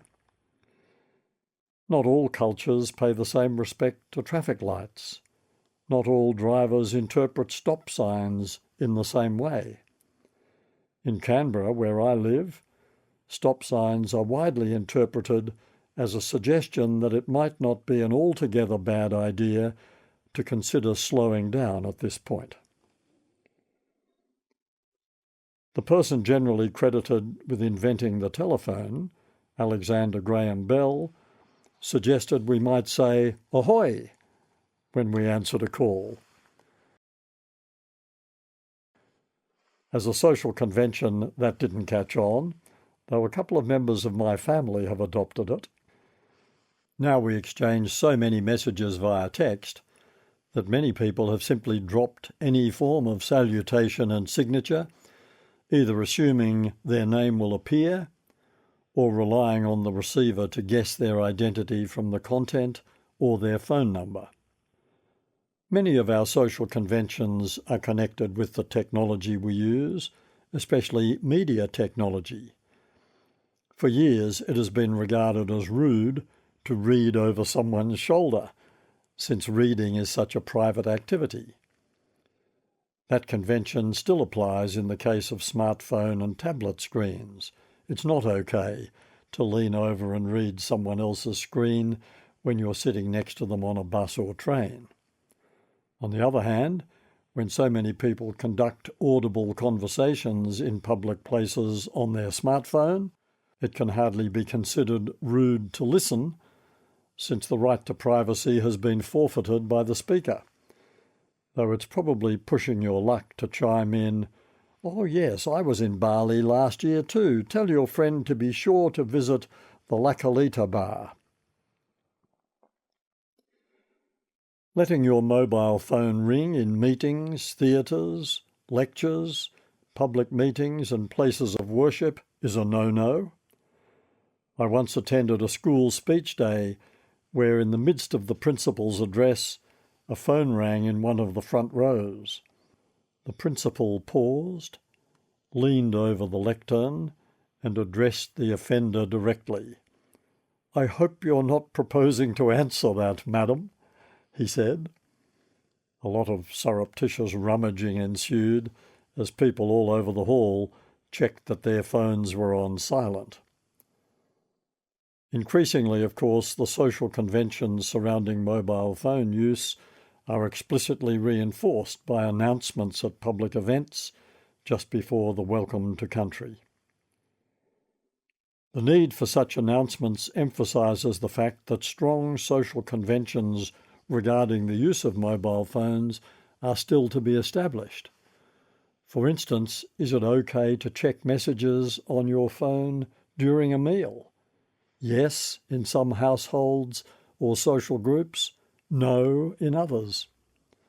In many cinemas, announcements appear on the screen before the main feature, urging people not only to switch their phones to silent mode, but also not to talk during the film. Now, there's an example of a social convention in flux. In a bygone era, we would never have dreamed of talking during a movie. At worst, we'd have whispered softly to our companion.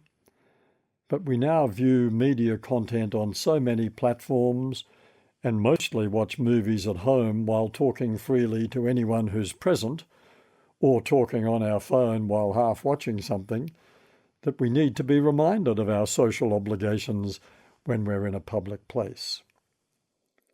In the case of mobile phone use while driving, the absence of sufficiently strong social conventions has led to the passing of laws prohibiting the use of handheld phones for talking or texting while driving. As usual, when moral sensitivity or social norms are not powerful enough to control dangerous or antisocial behaviour, we need to create legal sanctions. As new technologies emerge, new social conventions evolve. During the pandemic lockdown, for example, Zoom entered our lives, trailing a stream of new questions about how we should behave. We might have used Skype and FaceTime, but nothing on the scale of the Zoom revolution. At the beginning of the lockdown, a prescient friend said he was selling all his shares and investing heavily in Zoom. As the security shortcomings of Zoom became apparent, other applications like Microsoft Teams were widely adopted by public service and commercial organisations, though Zoom remained the preferred platform for webinars. Webinar. Now there's a word that should have been strangled at birth. Symposia and community forums, and Zooming became an almost generic term for online gatherings. For years we had dreamed of video calls replacing conventional audio phone calls, and now that reality was with us. Meetings, conversations between couples or groups of friends, family birthday parties, grandchildren charming their grandparents, book clubs, church services, interviews, lectures, tutorials, webinars. Suddenly, the video call revolution was upon us, and we hadn't had time to figure out the conventions, let alone the technology. When someone leaves a Zoom meeting to take a phone call, for example, how do you persuade them to move further away so their conversation is not audible, or at least to mute their Zoom audio? Is it okay to point out that when someone stood up and walked away to make a cup of coffee, it became obvious that they were still wearing their pyjama pants beneath that Zoom viewable top? Is it acceptable to mention to someone you don't know very well that they have the screen of their computer angled so you're getting a terrific view of their under chin, nostrils, and the ceiling of their room? Should you mention that you've spotted a book on the shelves behind one of your Zoom partners that you'd quite like to borrow? Or to comment lightheartedly on an unmade bed or unwashed dishes visible in the background? As people previously unused to the technology were drawn into the online world of audiovisual encounters, unmute yourself became the cri du jour. We'll work all this out as we go along, as we will learn to agree in advance on the length of a Zoom encounter. An hour spent focused intently on a flat screen is far more demanding and therefore more tiring than an hour spent in a three-dimensional person-to-person encounter or even on the phone. Too many Zoom meetings in one day can turn you into a zombie, to borrow a term coined by a friend of mine. When we meet and talk, there are multiple cues to guide the conversation. There's a kind of energy in the encounter that we respond to, and there can be comfortable pauses, which seem uncomfortable on Zoom, distractions, asides, subtle facial expressions, and other signals too faint to pick up on Zoom. And crucially, audio-visual encounters lack the magic of eye contact that acts like a superhighway to the brain. Zoom also adds a particular dimension to meetings that many of us find deeply uncomfortable, namely a view of ourselves. There you are, looking older than you feel, or acutely aware of the length or colour of your hair, or the inappropriateness of that shirt for this meeting. In the same way as we have to learn the social conventions of a new school, or a new job, or a new set of neighbours, so we have to learn, or help to create, the social conventions of a new medium. It's Zoom and its cousins now. There will be many more iterations to come. As long as we remember that conventions are boundaries we agree to set, that their purpose is to facilitate social harmony, and that the key to enduring social conventions is that they are based on a mutual acceptance of responsibility for each other's well-being, we won't go far wrong. If we are unable to devise functional social conventions based on our natural dispositions to kindness and fairness, the next step is rules and regulations. In a pandemic, the kindest thing we can do is to stay at home. If we can't be relied on to do that voluntarily, regulations will be needed to compel us to do so. The swiftly evolving convention of marriage. While we're talking about conventions that reflect the changing nature of our society, let's consider marriage. Groucho Marx once quipped, "Marriage is a wonderful institution. But then again, who wants to live in an institution?" The answer seems to be fewer and fewer of us. We might once have regarded stable marriages as one of the cornerstones of stable societies, and many people still hanker after that ideal. But when somewhere between 35 and 40% of contemporary marriages will end in divorce, and the rate of relationship breakdown is higher for non-married couples, we need to acknowledge that there has been a huge shift in our social attitudes, reflected in a corresponding shift in the conventions surrounding cohabitation, parenthood, commitment, and loyalty. In essence, the emphasis has shifted from the idea of marriage as an institution, with its connotations of permanence, to the idea of marriage or other versions of sexual partnership as a relationship, with its connotations of flexibility and potential impermanence. We'll stick together as long as the relationship is working. That shift is expressed not only in the number of couples who split, but also in the number who decide never to marry at all in the formal legal sense. It is also reflected in the almost complete removal of the stigma that once attached to unmarried mothers, or single parents of either sex, to illegitimate children, to two parents of the same sex, and to the idea of a couple having a live-in sexual relationship before marriage. In the Dark Ages, when I was young, that was routinely referred to as living in sin. A weekend away for an unmarried couple was a dirty weekend. Who could possibly be nostalgic for the 1950s? The legal scaffolding around marriage as an institution has to be constantly modified to accommodate all these shifts, partly to acknowledge that as a society we still place a high cultural value on stable couple relationships, whether or not they happen to be formal marriages.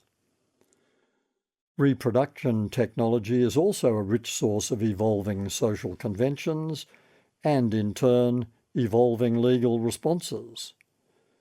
It can no longer be taken for granted that a child will have two readily identifiable parents, one female, one male, who have conceived that child with their own egg and sperm, either by natural or assisted means, and accepted joint responsibility for rearing the child. In the era of rapidly changing reproductive technology, a father might be regarded as either the anonymous person who donated his sperm or the person who is the partner of the mother and is committed to co-parenting the child with her. When the mother has donated her eggs to create, with the sperm of a donor, a fetus in vitro that will then be implanted in the uterus of another woman, legal complexities can obviously arise, compounded if the father's sperm were used to fertilize the egg of another unknown woman, and the resulting fetus were implanted in the uterus of a third woman, known as the surrogate mother, who had agreed to give the baby to the original couple as soon as it was born. The possible permutations are becoming increasingly complex, but the implication for social conventions is simple. We can no longer make straightforward assumptions about the genetic provenance of children born into our society, and as couples continue to postpone the conception of their first child, the resort to alternative means of reproduction will become more common. I recently met a woman who regularly takes her two children to a Dibblings, donor siblings, party, a gathering of all the children born to various mothers via sperm from the same donor. This type of event may yet become conventional. Manners are a signpost to morality. Before we leave the subject of social conventions and institutions, let's return to Jocelyn and the beau who held his knife like a pencil. Yes, it's only a knife, and quite possibly Jocelyn could gently point out to that man that she would prefer him to hold his knife the way she holds hers. But she might then be astonished to find that he regards the way she holds her knife as pretentious, awkward, and silly. Why doesn't she try holding it like a pencil the way he was taught to do? Each of them is saying, without quite saying it, that they are offended by the manners of the other. And that matters to them because manners, being one of the most obvious of social conventions, carry far more freight than they might appear to at first glance. They may be vaguely interpreted as a sign of the quality of a person's upbringing or breeding, their level of education, their degree of sophistication, their self-confidence, or conversely, their pretentiousness, their aloofness, or their closed-mindedness. Table manners, in particular, are quickly decoded by others.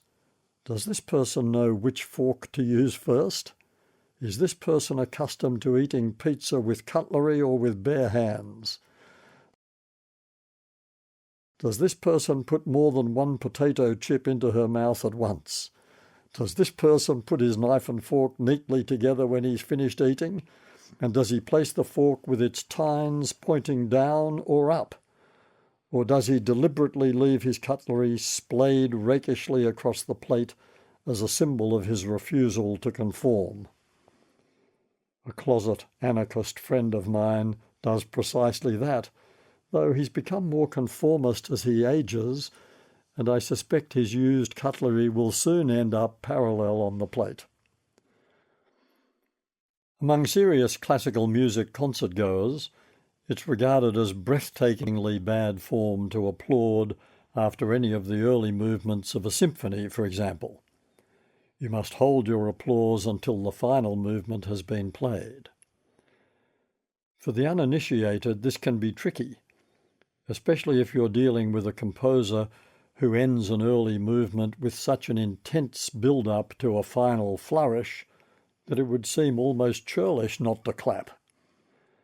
Years ago, a friend of mine was unceremoniously ditched by a girlfriend who took him to an orchestral concert and was deeply appalled when he was swept up in one of those first movement moments and joined the significant number of people in the audience who couldn't restrain themselves from clapping. Until that point, my friend had been holding his girlfriend's hand. Once he had realised his error, he reached for her hand again. By then, she had firmly crossed her arms, and that turned out to be a heavily symbolic gesture. My friend's gaffe proved terminal to the relationship. He had been merely embarrassed. She was mortified at finding herself in the company of someone who didn't know the rules of acceptable behaviour at performances of classical music. Madness, you might think, to attach such weight to such apparently trivial things, yet you probably do it quite unconsciously yourself. That's how it is with social conventions. Within any social group, the subtle messages conveyed by manners, dress, and speech act as badges of membership. Once institutionalised, they become part of the scaffolding that surrounds and stabilises the group. The whole business of social etiquette provides us with clues about our affinity and compatibility, and they hint at deeper cultural implications as well. In fact, manners and social customs, including language, are inextricably linked or indexed to the broader concept of morality. We often use such simple signs as information about a person's likely code of ethics, and that's not as crazy as it sounds. Good manners, after all, are a sign of our respect for other people, a sign of politeness, a sign of our desire not to offend. And when that is all multiplied, it leads to the larger moral question of whether this person is generally respectful and sensitive to others, since respect and sensitivity to others' needs and well-being are the very essence of morality. What else could morality be about, given that it's an entirely relational concept? When someone puts their feet on a seat in a train and loudly punctuates their conversation with fuck, they are sending a clear and possibly deliberate message to others in the carriage who regard seats on public transport as public property to be respected and who are offended by the gratuitous use of bad language. In return, they are likely to perceive the offenders as lacking sensitivity and a sense of social responsibility. When someone burps loudly in a social setting where loud burping is offensive, or drinks too much and becomes loud and incoherent in a group that values restraint, that behaviour will be interpreted by the members of such a group as disrespectful and insensitive.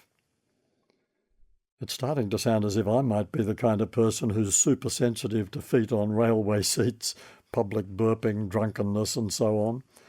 If I am, that would be a function of the kind of upbringing I had and of the way I tried to raise my own children.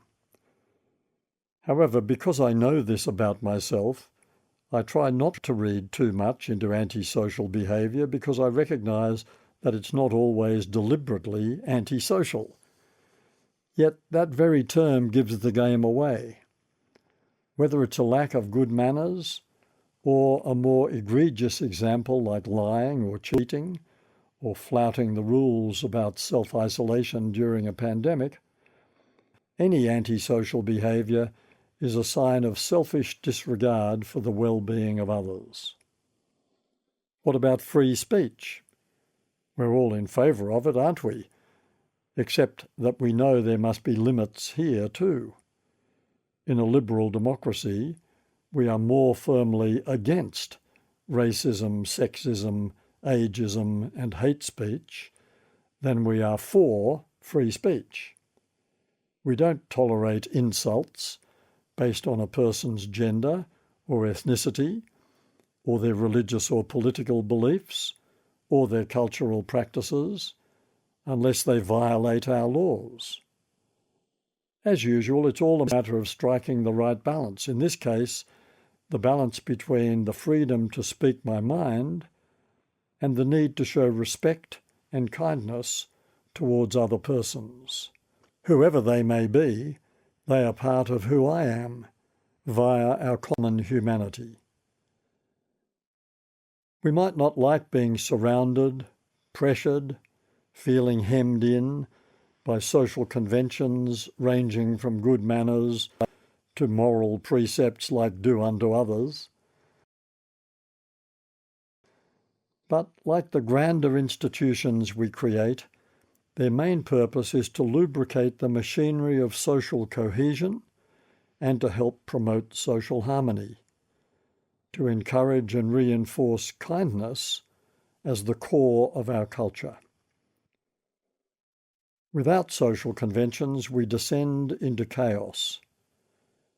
And when we show that we can't be trusted to observe conventions that strengthen the fabric of a society and protect the safety and security of its citizens, we very properly resort to legislation. The big message? The kinder, fairer, more socially sensitive and responsible we are, the less regulation and legislation we will need.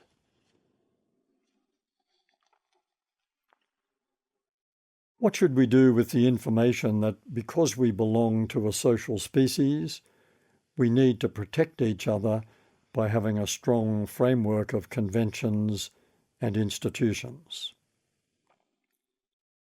Treat the idea of a social species as a checkpoint, a restraint. Every time we're about to assert our independence, we need to remind ourselves that we are interdependent as well. If my expressions of individualism or identity become too strident, they might also become antisocial.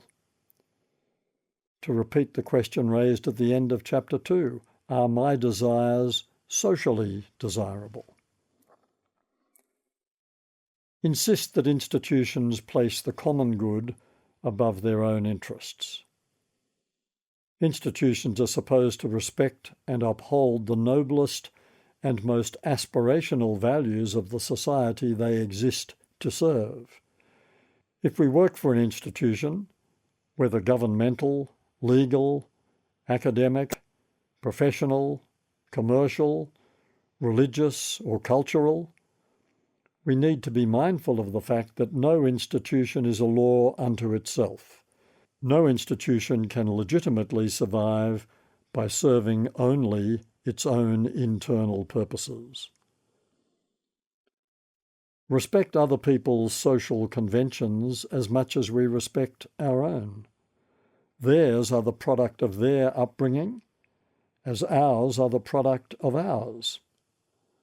We might question them, debate them, and perhaps even encourage people to modify them. But this should all be done from a position of kindness based on respect for otherness. That's not the end of the story, though.